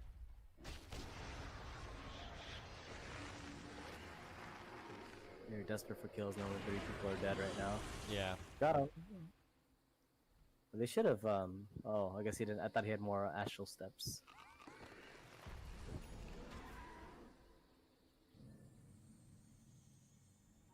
Yeah, I can understand the gesture to try to make the most of the situation when so many are dead, but now it's at the point where Thunder Predator are beginning to return. They get the outpost back, and they chase out, see who they can grab. Ocean hides within the Roche pit. Gunner up within the trees, but looks like he's been spotted. Oh. Doesn't want to TP out. He He somehow feels... found a safe pocket. What to say? Just TP, man. Lingering for no reason. Radiant's courier has been killed. Oh, Frank, he grabs Frank the here. Uh-oh. Oh. Drops the He's scared sprout. because he knows that's halberd. He can't hit him. Frank is loaded as well. Roots and run. Frank. So yeah, he just finished his Kyros. This is a nice fairy fire as well. Monkeys. Being a monkey. Around the trees. Oh. They caught him. Well, they got him with a Is he- terrorize. He comes flying out. Oh, monkeys. That's what you get for trying to sneak up on me. And, well, Thunder Predator scrapping together kills. It's just Zoomer's trying to relieve pressure from these lanes, trying to stall things out in the glory hopes of the Rapier Bear. I'd love to see it happen. I'd love to see it happen But, too. you know, it doesn't seem like it's going to be in the cards here. If Thunder Predator have anything to say. Yules. If he gets level 25, it's a pretty big deal in the Ursa as well. Looks like Gunner is has a bit of a problem here. Gets pounced. He's out. 50 seconds. He does not have a buyback. And it looks like they are going to go for the Megas now. Glyph temporary slows things down, but there it is. Radiant's top Megas now unleashed. Dire now have mega creeps. They All need on. one more team fight for this Ursa for him to actually be able to finish his Rapier, and if they win the team fight, he will have his Rapier, and it'll get quite the game changer. Yeah, so win a fight for the Rapier, and then win the fight with the Rapier after that, and then some. Yeah, That and then sounds some. like a tall tale for damn sure, but let's see if we live in a fantasy novel or not. I'd love to see it. Monkeys, though, he'll be in the fountain. We'll see if he buys back to be a part of this final defense. Gunner goes Radiant's flying middle in. tower is under Now attack. focus onto the tier 4s. The catapult's going away. How can they hold it? Sammy Boy tries to move in. Now finds himself in a sprout. Has to flip out. Has the BKB. Can't finish the Ricky, unfortunately, as he does the tricks of the trade, but then catches him and gets it done. All right, let's go. Sammy Boy holds on. Now they commit the Will-O-Wisp. Is this the moment? Monkey This is it. goes in. We're living in a fantasy world right now, ladies and gentlemen. Here come the Zoomers. Getting it done. Frank tries to hide within his sprout, but they got the stolen ice bath. And they finish him off.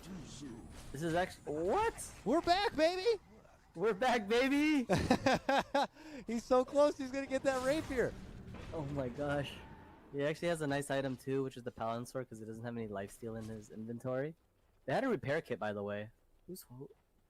That was a repair kit on the Ancient, which actually, if it wasn't for that, they would have lost. So everything's just coming together. Oh my gosh.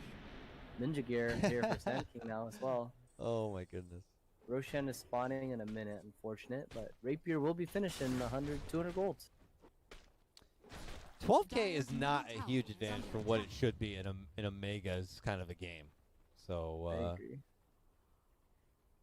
Dire are scanning. this is not a 1% game anymore. It's like a 3%. Hell yeah. That's tripled up, Rapier baby. Rapier is there. Rapier online. And they tip him. Let's go. Can I tip you, sir? Or you This have is a kinda- rapier? all in on this Ursa. As you can see, he's like next highest net worth is his Void Spirit, and he has double his net worth. It's all on Papa Bear here.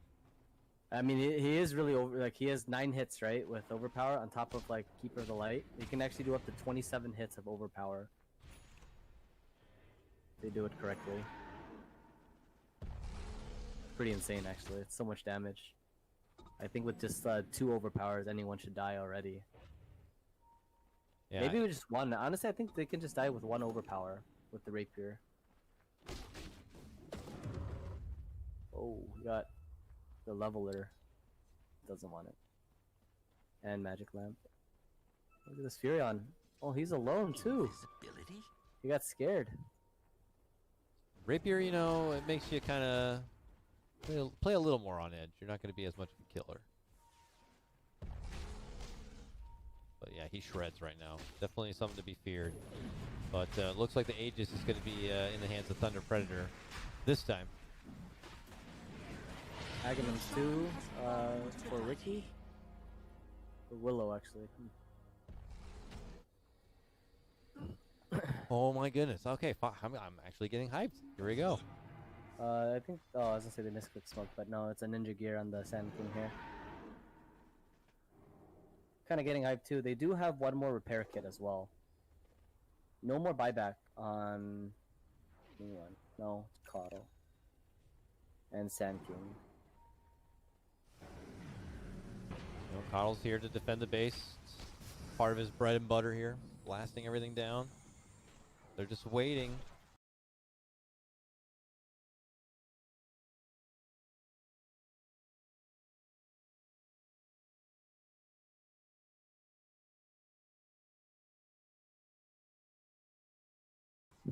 For what the approach is going to be for Thunder Predator. Thunder Predator, you know, they throw this one away, get too excited.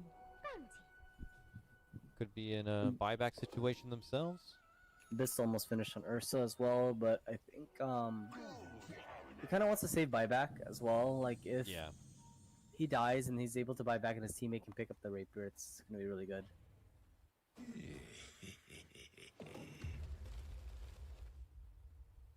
Illusionist Cape for Ricky.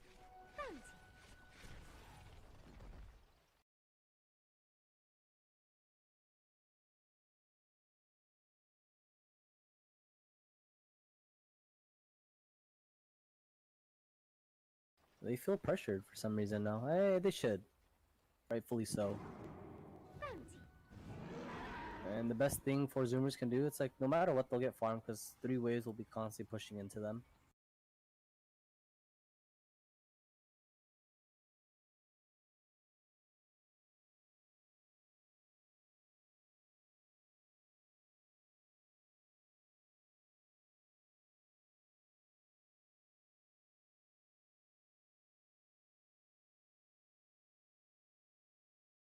Move into going high ground on all 3 sides of their base. For sure. That's like your basic mega cover with proper vision.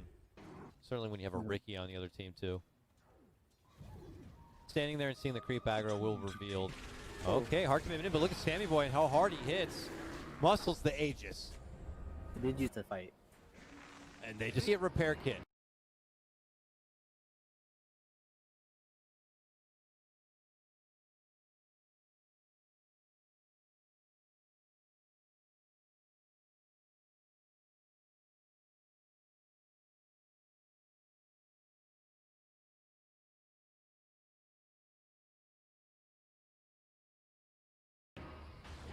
Now looking to go in easily, takes down Gunner. I don't know if it's going to be enough if you don't have a beat card. Monkeys tries to move in with the Epi.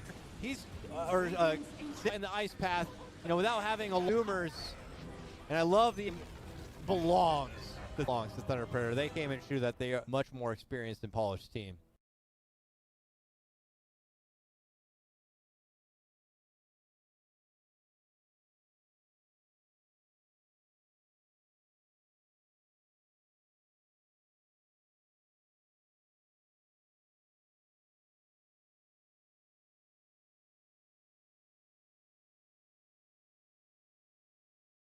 And It shows, man. 15 at 56 is actually having to put up a fight.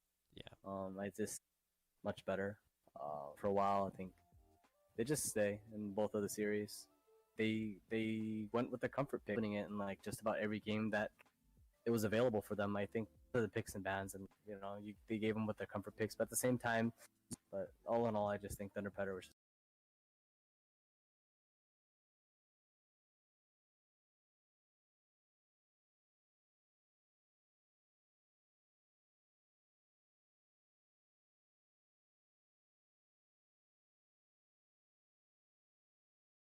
All right, and I have been trying to update the standings now.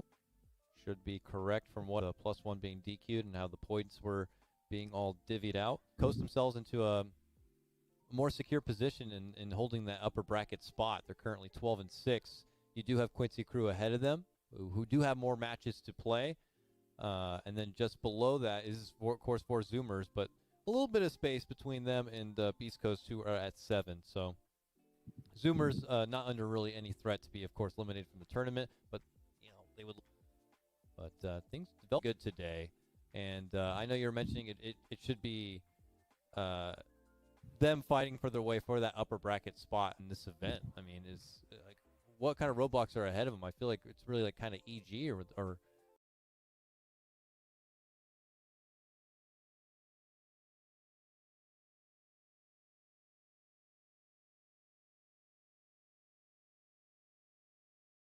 that could give them a run for their money. I sincerely think. I think Thunder Predator is a good team, but I also and when it comes to group stage, it determines like, hey, I saw everything that you did during group stage, and they had a lot of repetitive strategies. I'm gonna ban this out. Now show me what you really got. Yeah. And if they do have more strategies up their sleeves, I honestly think they can take it all home. I think they're a very good team. I think they go toe to toe with all the top teams, with Quincy Crew, EG, and BA. And Crazy hasn't been looking so hot in comparison to the last tournament. But yeah, I sincerely think this is like the new Beast Coast right now. I think this has a lot of potential for them, and I hope they do stick around for a while. Me too, man. I'm looking up for the schedule for tomorrow. Folks, we'll be back again for another day of Dota. It might be a shorter day though, given the +1 situation. We'll have one less series, and it looks like tomorrow, again, we're going to be opening up with Crazy versus Quincy Crew. That one's going to be awesome. And then Zoomers are back at it again, and they will be facing another South American rival here as Beast Coast. Beast Coast versus 4 Zoomers. So two-game series happening tomorrow. Looking forward to it. Jimmy, thanks again for joining me today on the mic. I'll see you back tomorrow for those matches. I don't think you'll have anything else to say, right? You all good? It was a long day. I'm ready to get some rest. I'm ready to get some rest too. We're Thanks both again. we're zoning out right now. Thank you again so much, man. Take care, everybody. Give them some love in the chat like you always do. And Love and peace. And later, brother. All right, so long day, exhausting day, a crazy day. My phone's been blowing up. I've been seeing things. I know there's been a lot, but for those of you who stuck through the full day of Dota, thank you so much. It means a lot. It means a lot to, of course, Monster Energy, and it means a lot to the Humane Society who help support these types of events. So hearts to you guys. We'll see you tomorrow for more Beyond the Summit Pro Series action. Before I let you go, check out, please, the supporting ad from the Humane Society. See you tomorrow.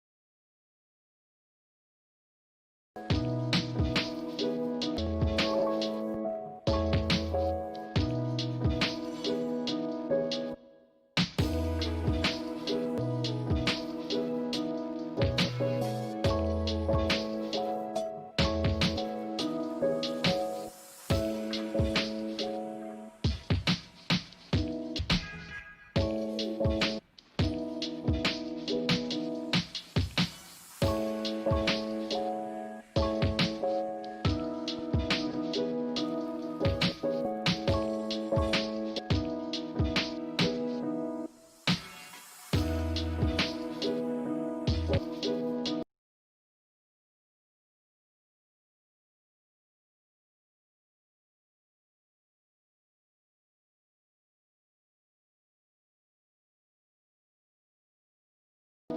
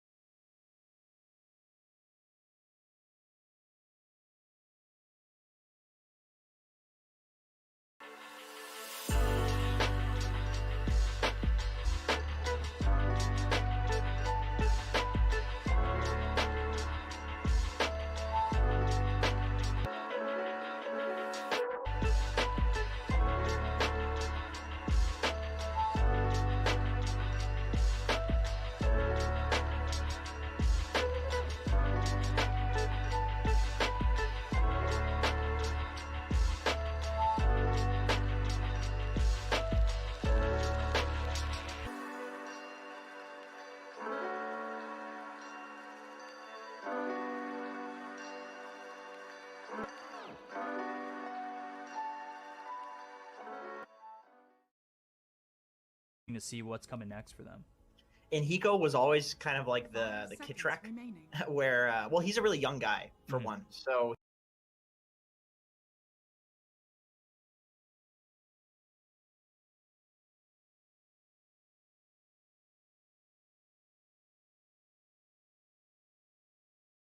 and therefore that's like why we're just kind of seeing him now. But Hiko has always been like well respected by the top player, a liked guy. So it's you know, it's good to see him on like actual team. They were playing with RDO before. I'm not sure if HFN is officially playing with HFN now, but if they are officially playing with HFN, I mean RDO is a fantastic player, obviously, but HFN, like you said, he's a trailblazer. Like he is in this region. So it'd be really cool to see Midas Club playing with this dude consistently. But we'll see. We'll see. Yeah, it says at least on the Wikipedia that HFN is a substitute. Somebody in chat just said you're at the moment. Oh, rough. It's pretty wild. But once again, nothing against RDO. He's played on.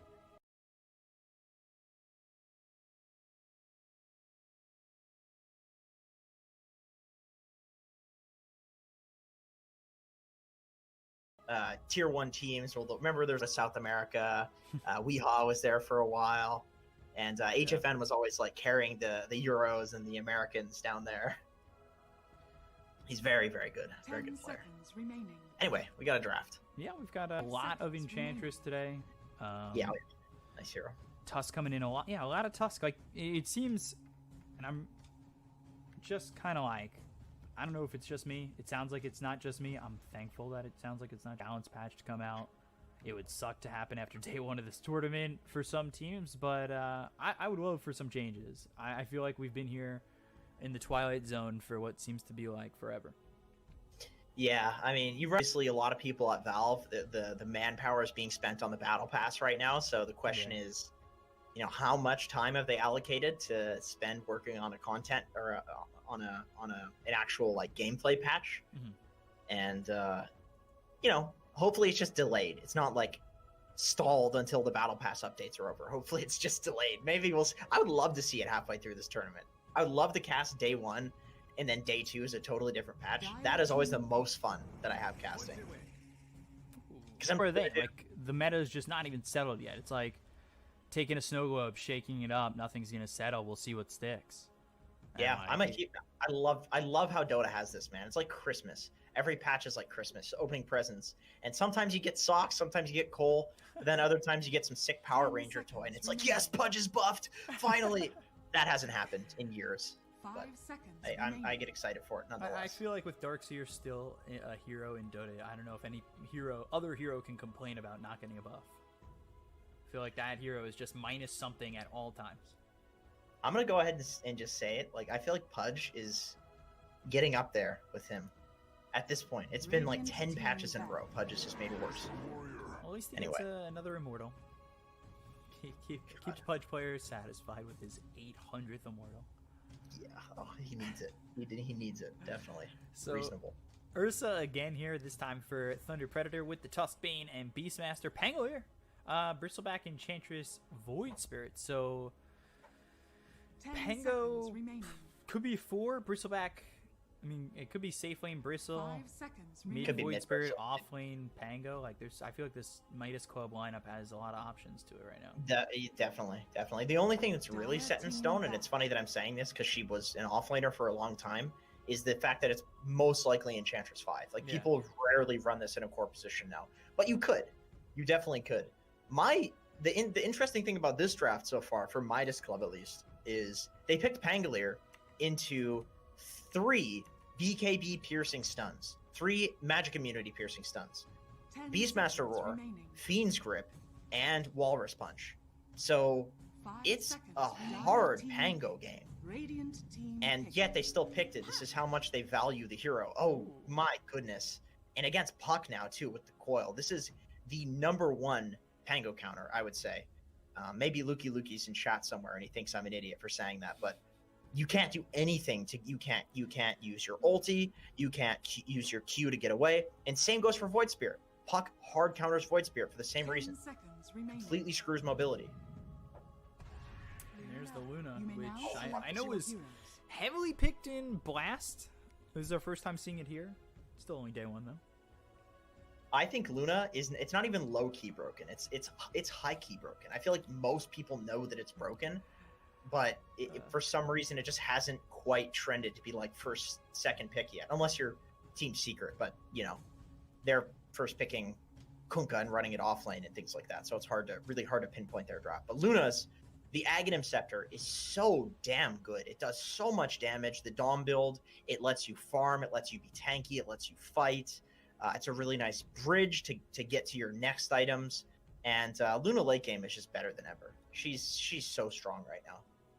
Yeah, it certainly feels like a hero where if you misuse your buybacks or if you have somebody who's dead for long enough, like Luna's gonna make you pay.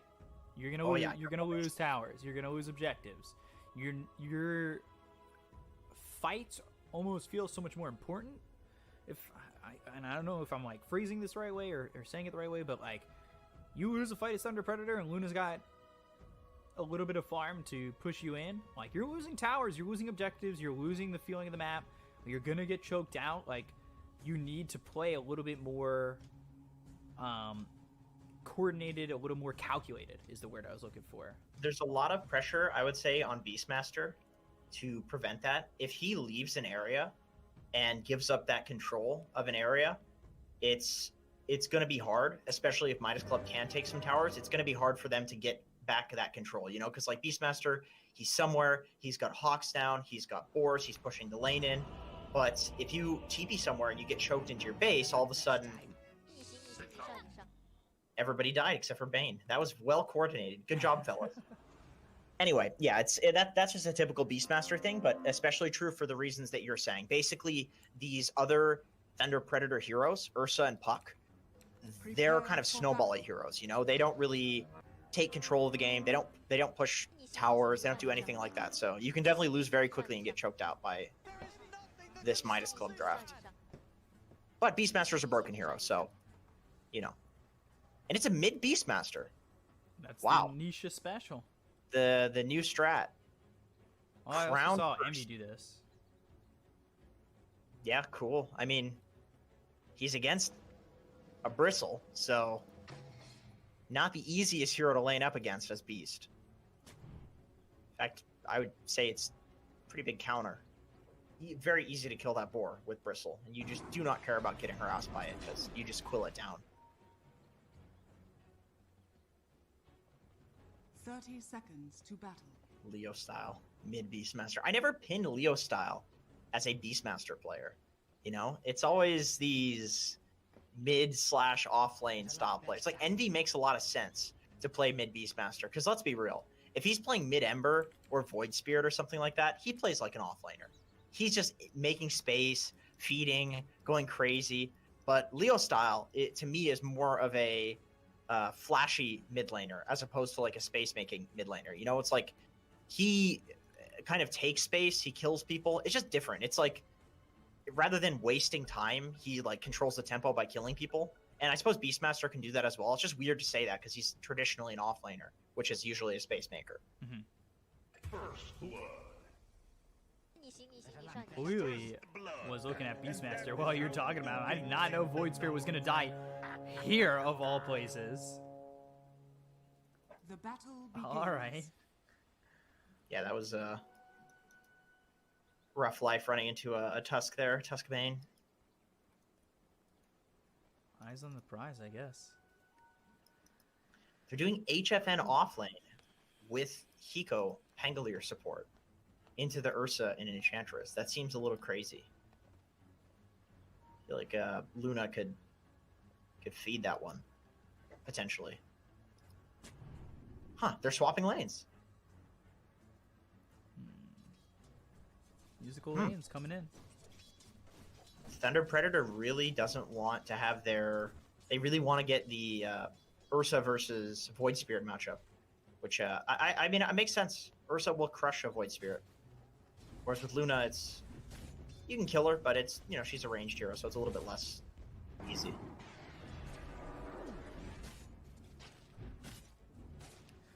So MNZ comes bottom, and they've also got the Bane down here, so for now, at least, it'll be Frank by himself over top on this puck. We'll see if that continues to stay this way, unless they look for one more kill over towards bottom with this Tusk as well as the Bane. Especially on the Void Spirit, you just start off with, you know, a nice tag team, Brain Sap, get that quick damage out there. Murdoch all of a sudden needs to feel like he, you know, forced to retreat pretty heavily.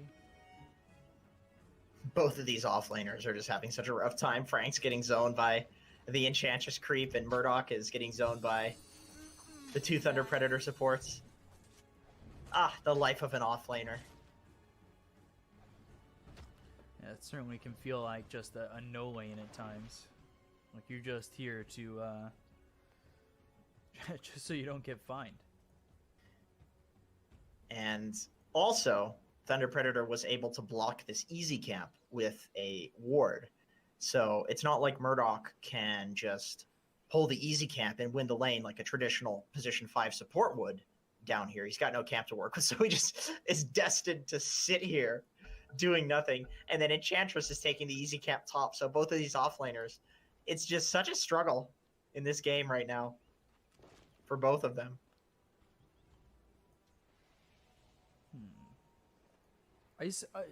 I'm wondering about these pauses. Was it Peru first game? This is Peru, yeah. It's Peru. And then I think they're going to Brazil game 2. Yeah, they were talking about going to Brazil because I think there's some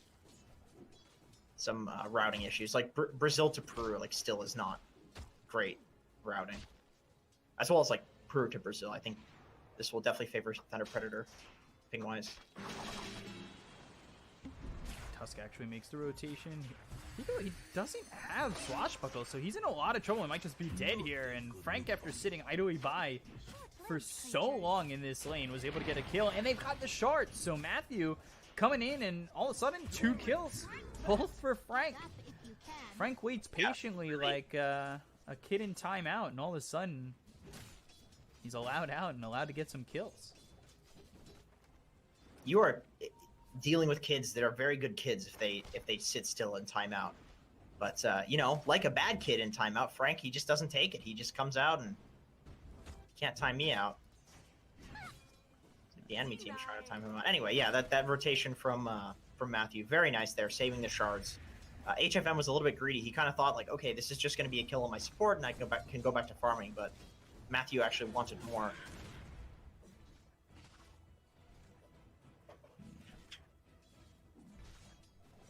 See how Leo Style does mid.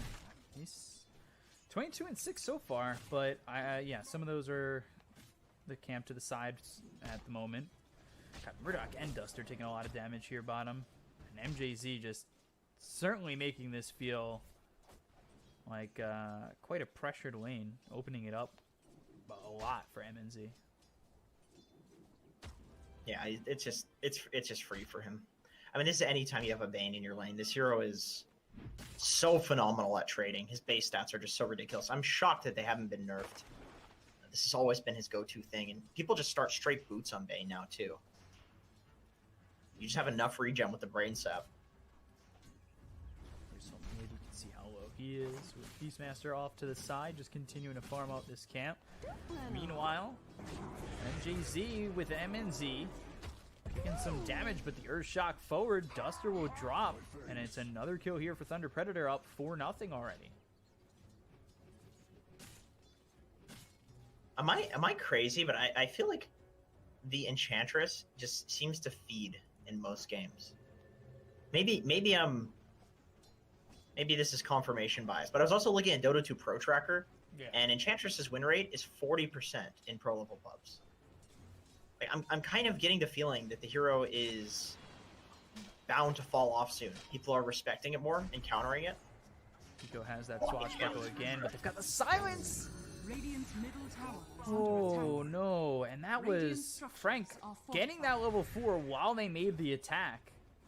You know, getting that extra, or I think, you know what, maybe he didn't, he turned level 4 after the kill. Never mind, he was level 3, had the 1 level in Waning Rift, and I don't know if Hiko was expecting the silence. I misspoke.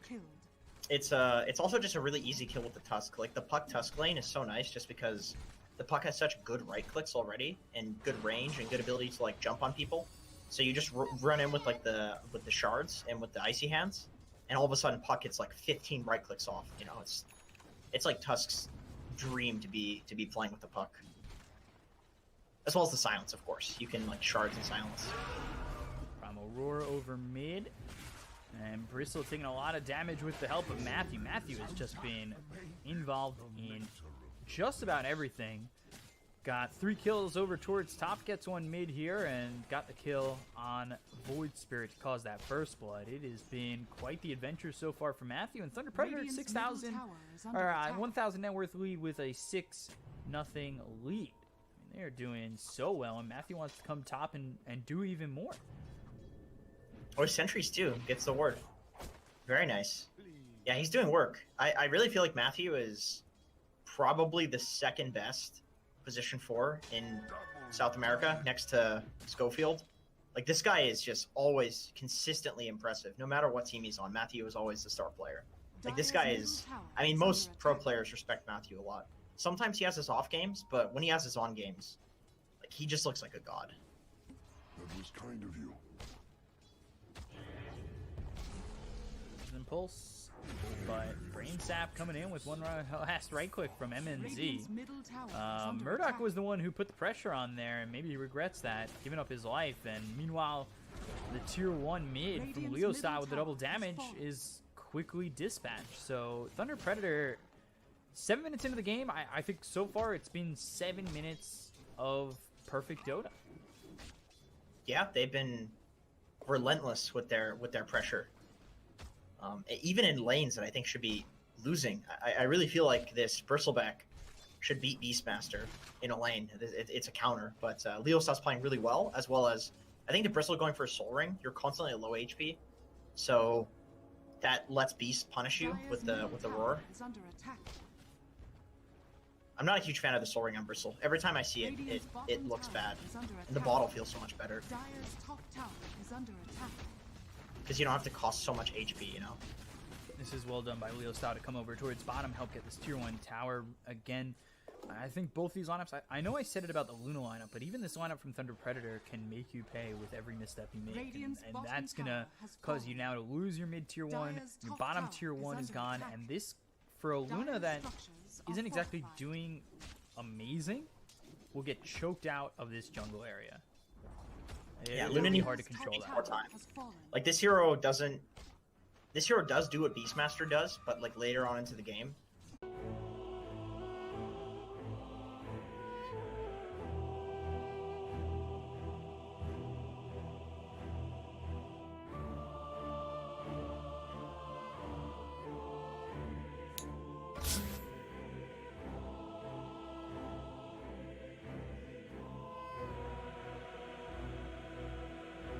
Radiant team ban.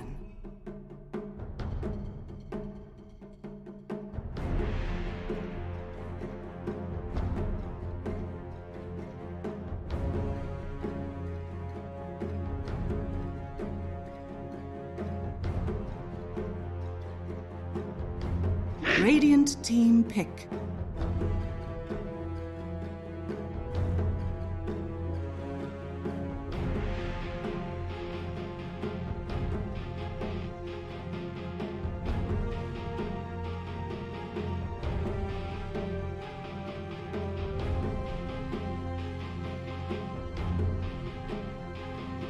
Ten seconds remaining. 5 seconds remaining. Dire team pick. Mars!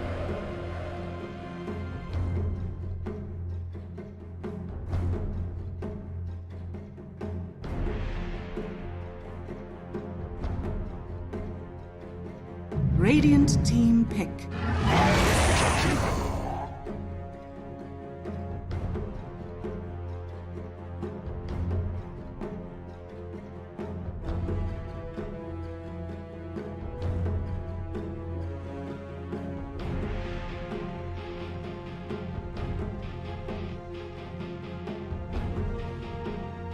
Ten seconds remaining. 5 seconds remaining.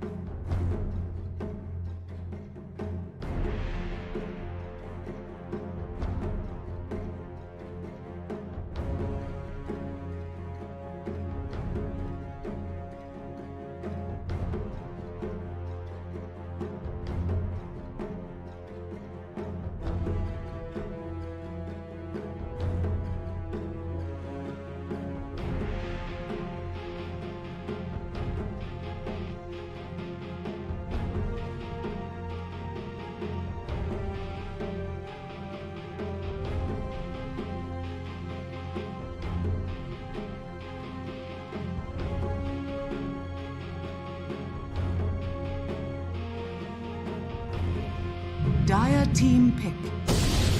Night Stalker.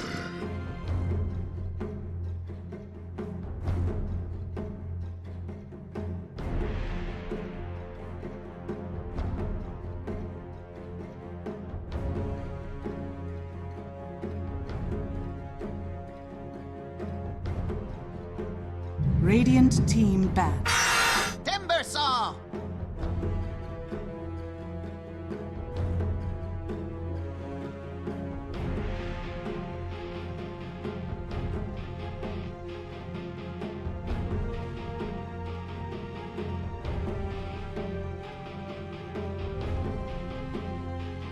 Dire team ban.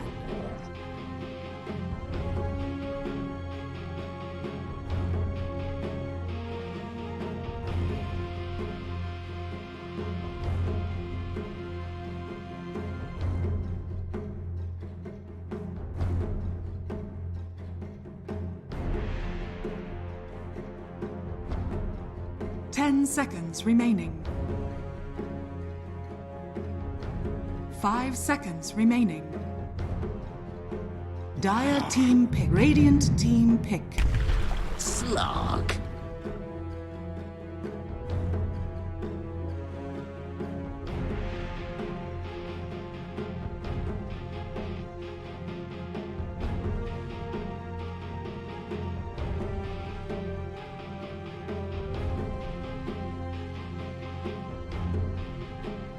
Ten seconds remaining. 5 seconds remaining. Choose your hero.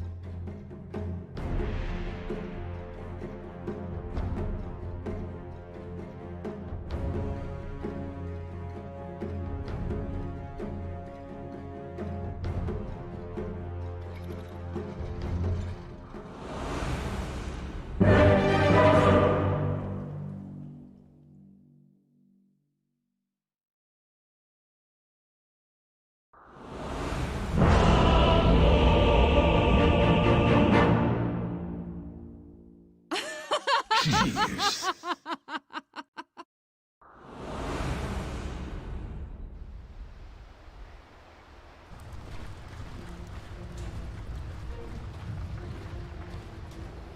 Prepare for battle.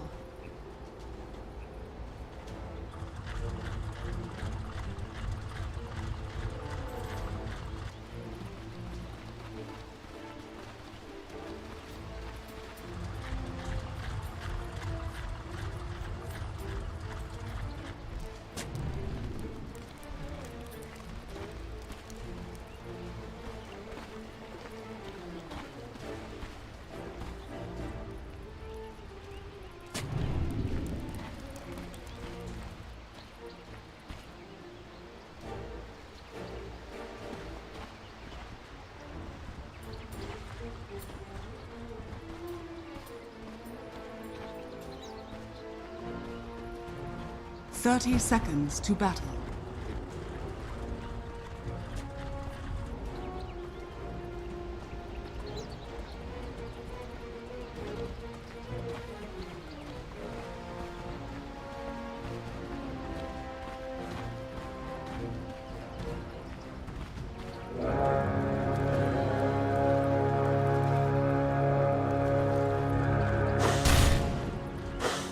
The battle begins.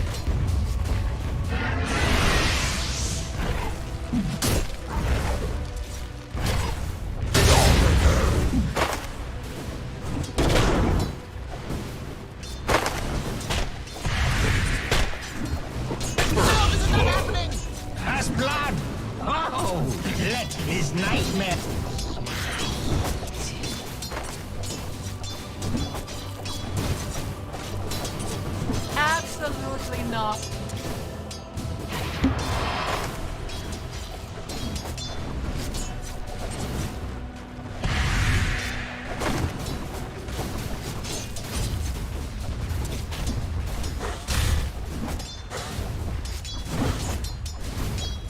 Radiant's top tower is under attack.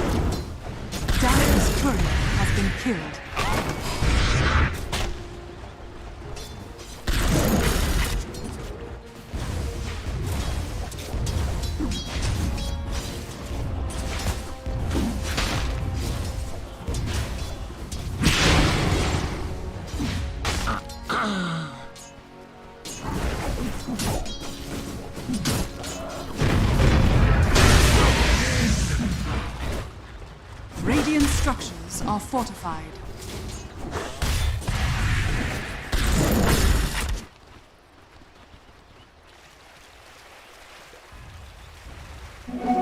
Swifter than ever.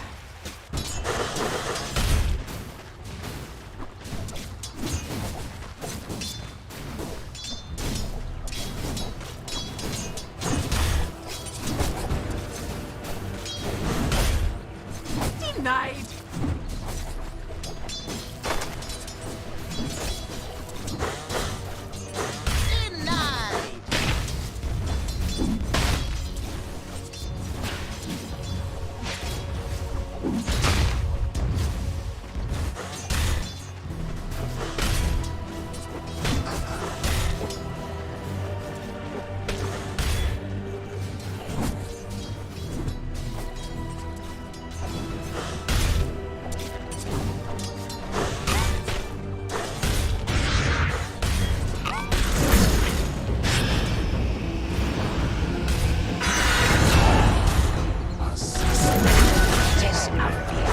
Bounty!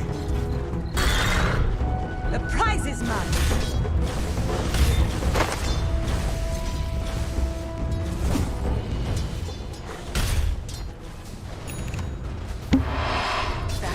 Dire's courier has been killed.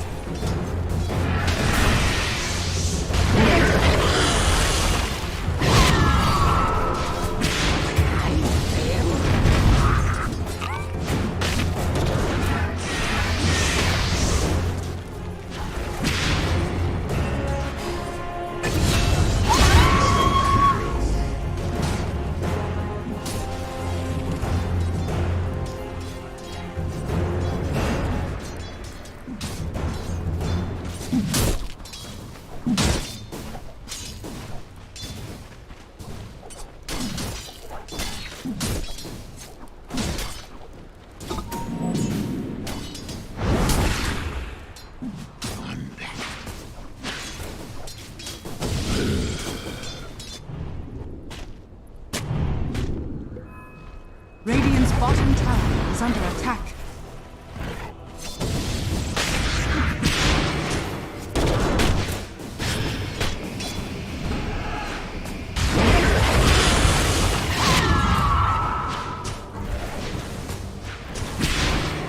Radiant's bottom tower is under attack.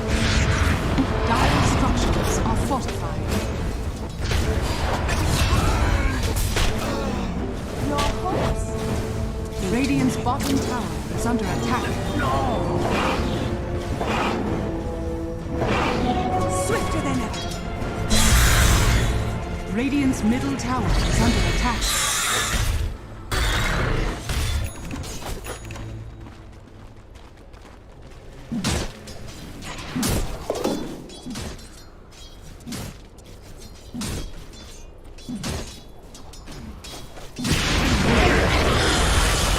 Radiant's middle tower is under attack.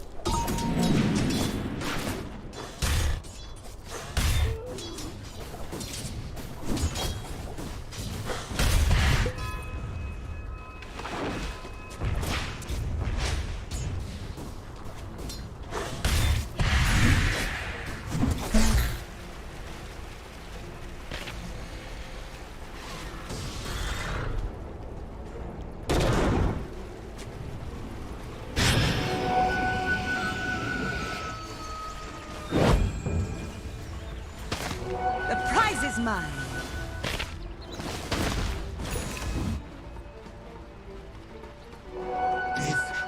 Dire's top tower is under attack.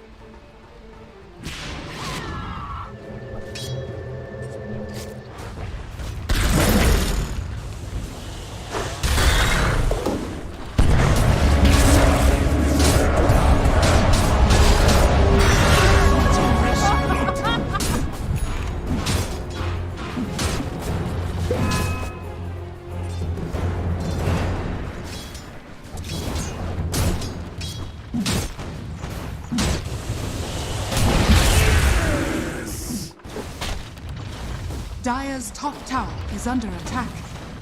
Radiant's bottom tower is under attack.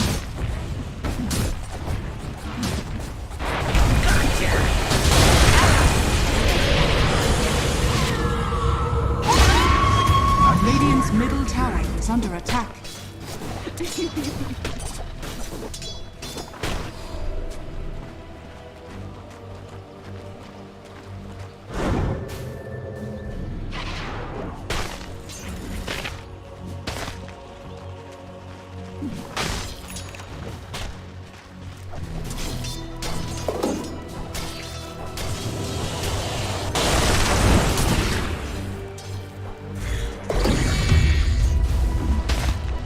I am ever so grateful.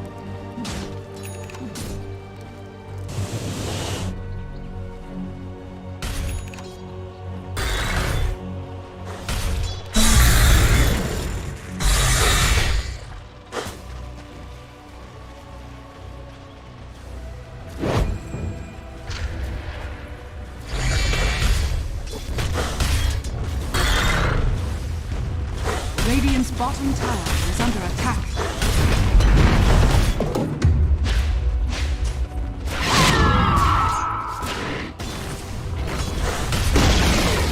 Radiant's bottom tower has fallen.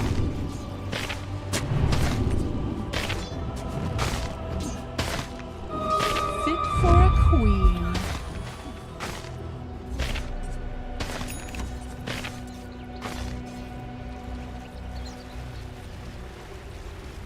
Radiant are scanning.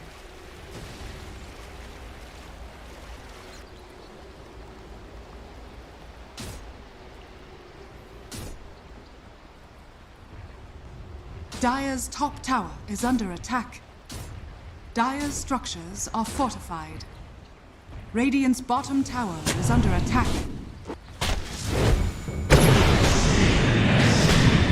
Radiant's middle tower is under attack. Dire's top tower is under attack.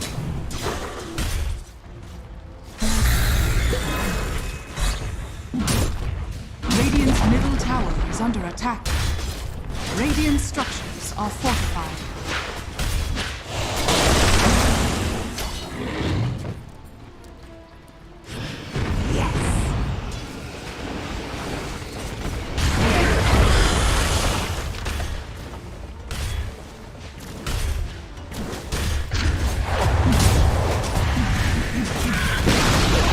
Radiant's middle tower is fortified.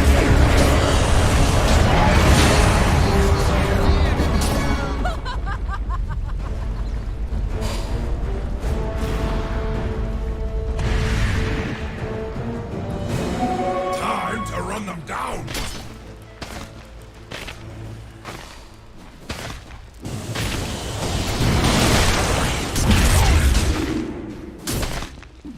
Radiant's top tower is under attack.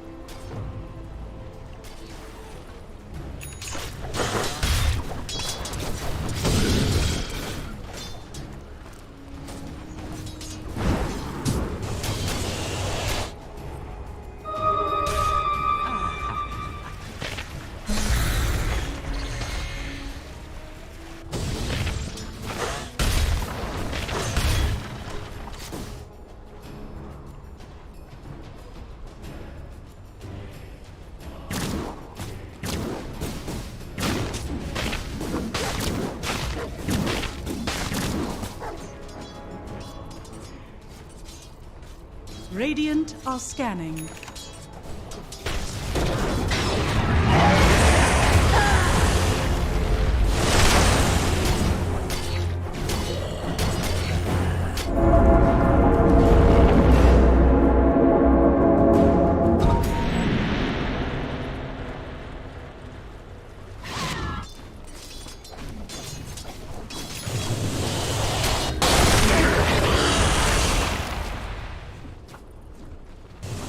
Radiant's bottom tower is under attack.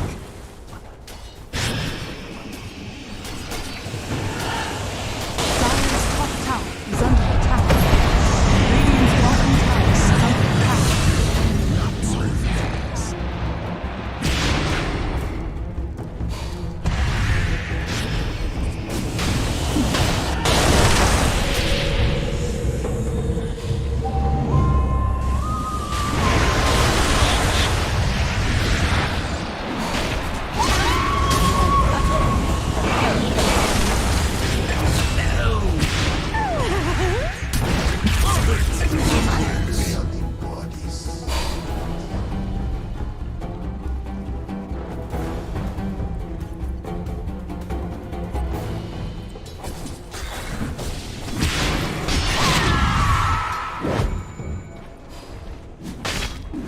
Dire's middle tower is under attack.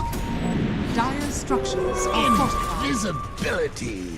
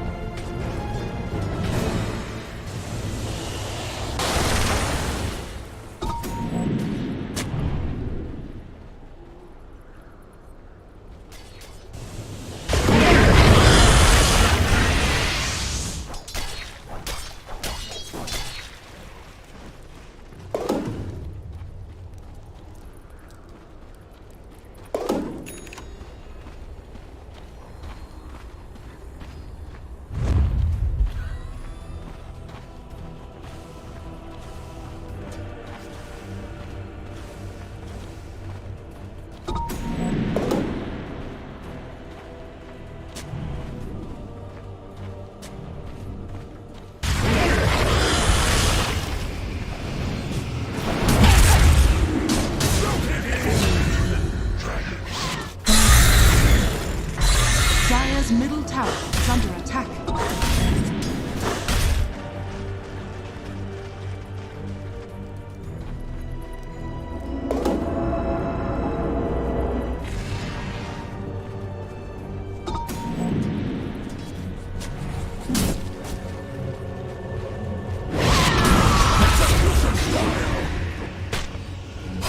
The prize is mine. Sustains.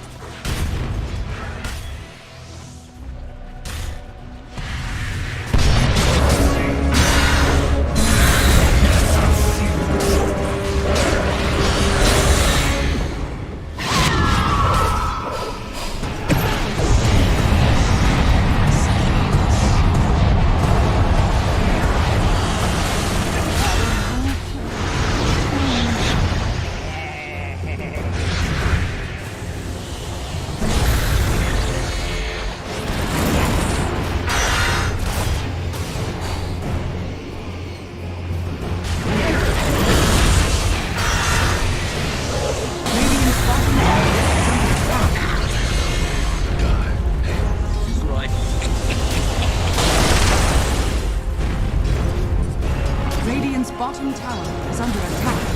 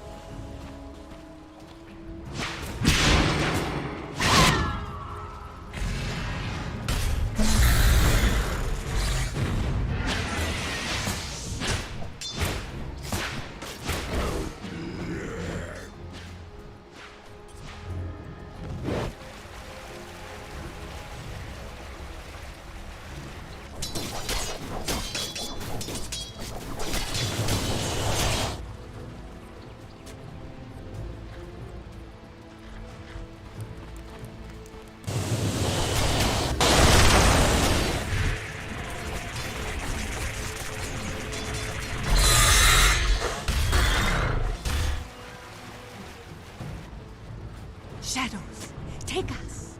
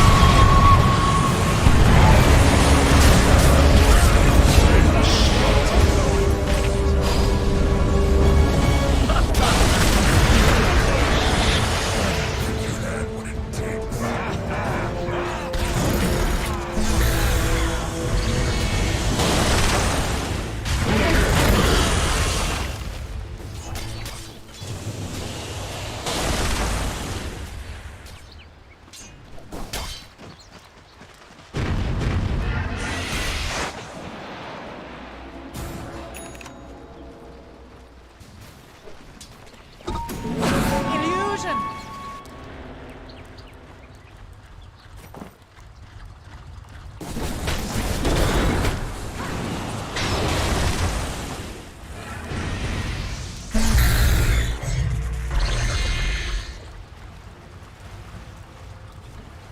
Radiant's bottom tower is under attack.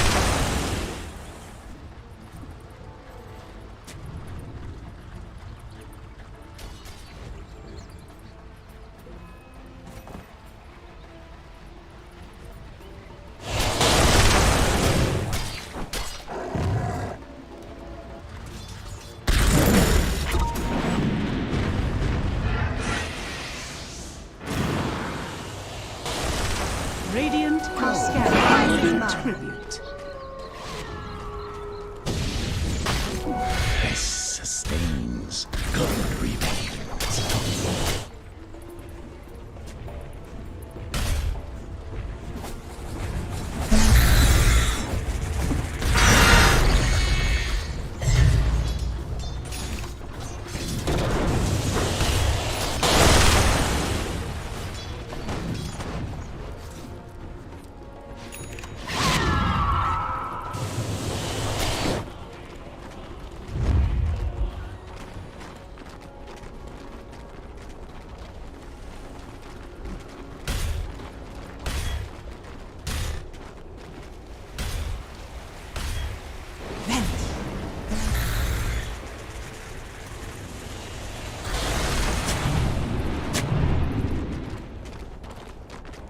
Dire are scanning.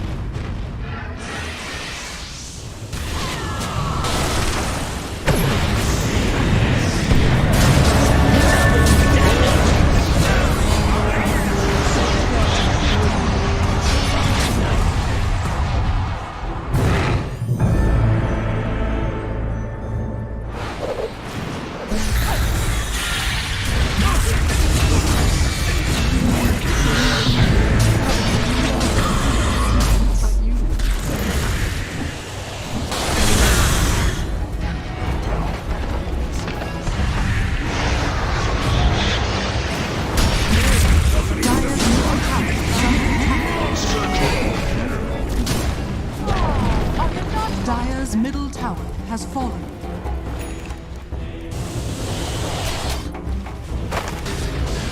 Dire's middle tower is under attack. I could have hit your son with my eyes closed.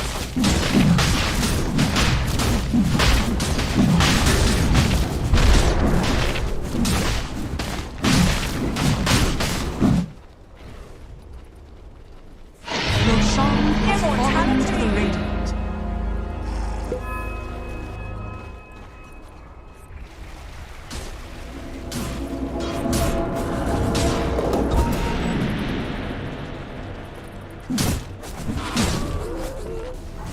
Radiant's bottom tower is under attack.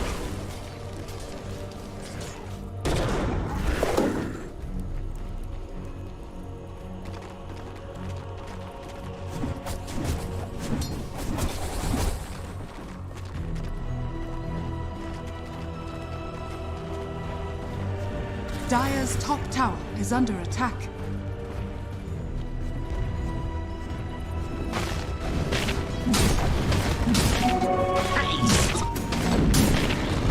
Radiant's middle tower is under attack. Dire's top tower has fallen.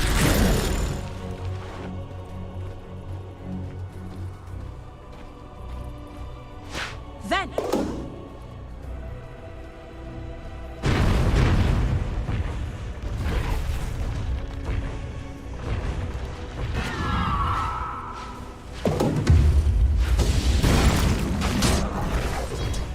no. Radiant's bottom tower is under attack.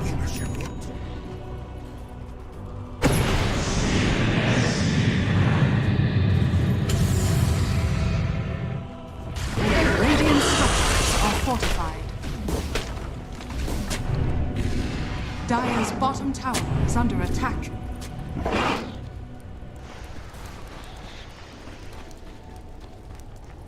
Radiant's bottom tower is under attack.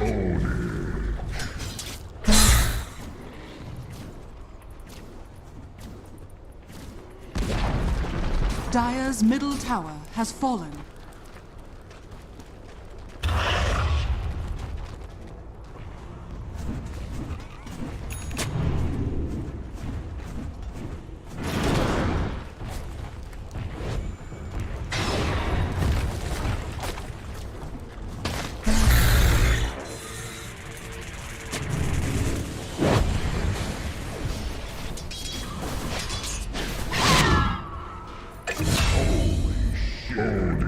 Dire's structures are fortified. Dire's middle tower is under attack. Dire's middle tower has fallen.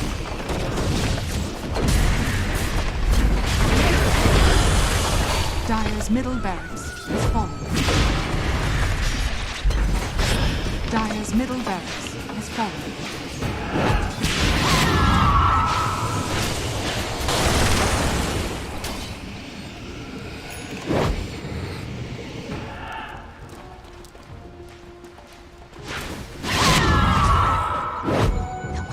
Of fear. Radiant are scanning. What a bounty!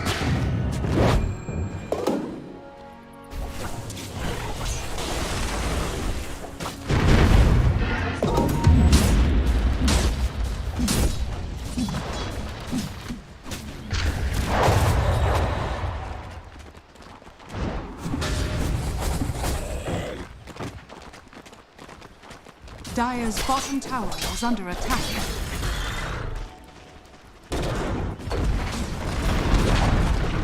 Dire's bottom tower has fallen. Radiant's top tower is under attack.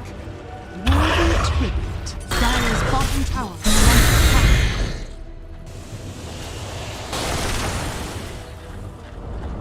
Radiant's top tower has fallen.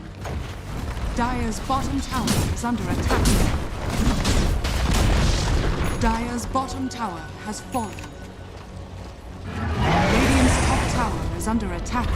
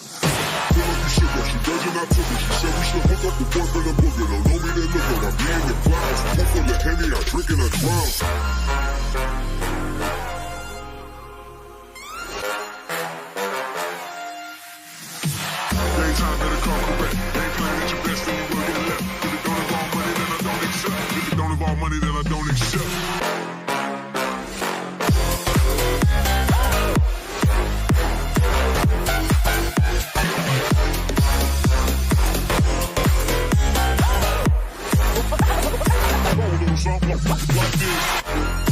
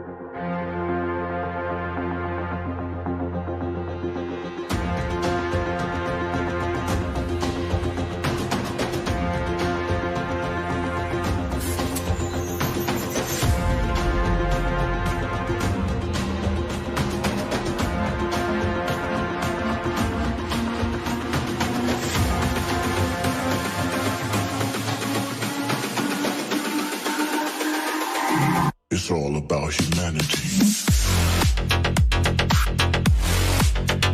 About humanity.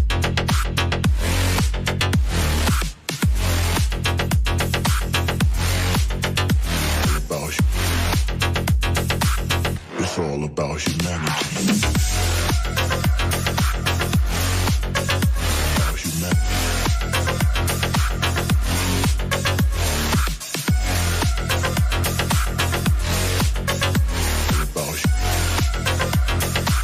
It's all about humanity.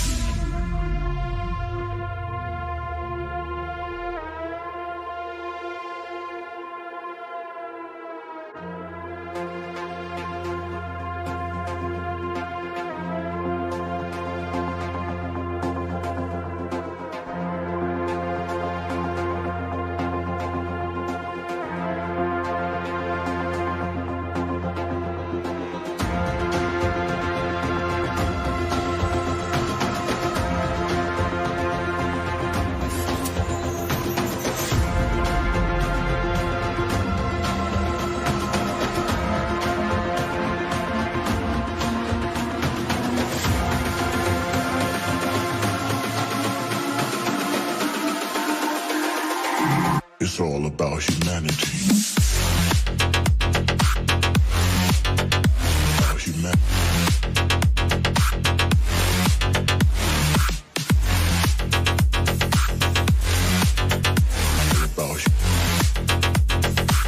It's all about humanity.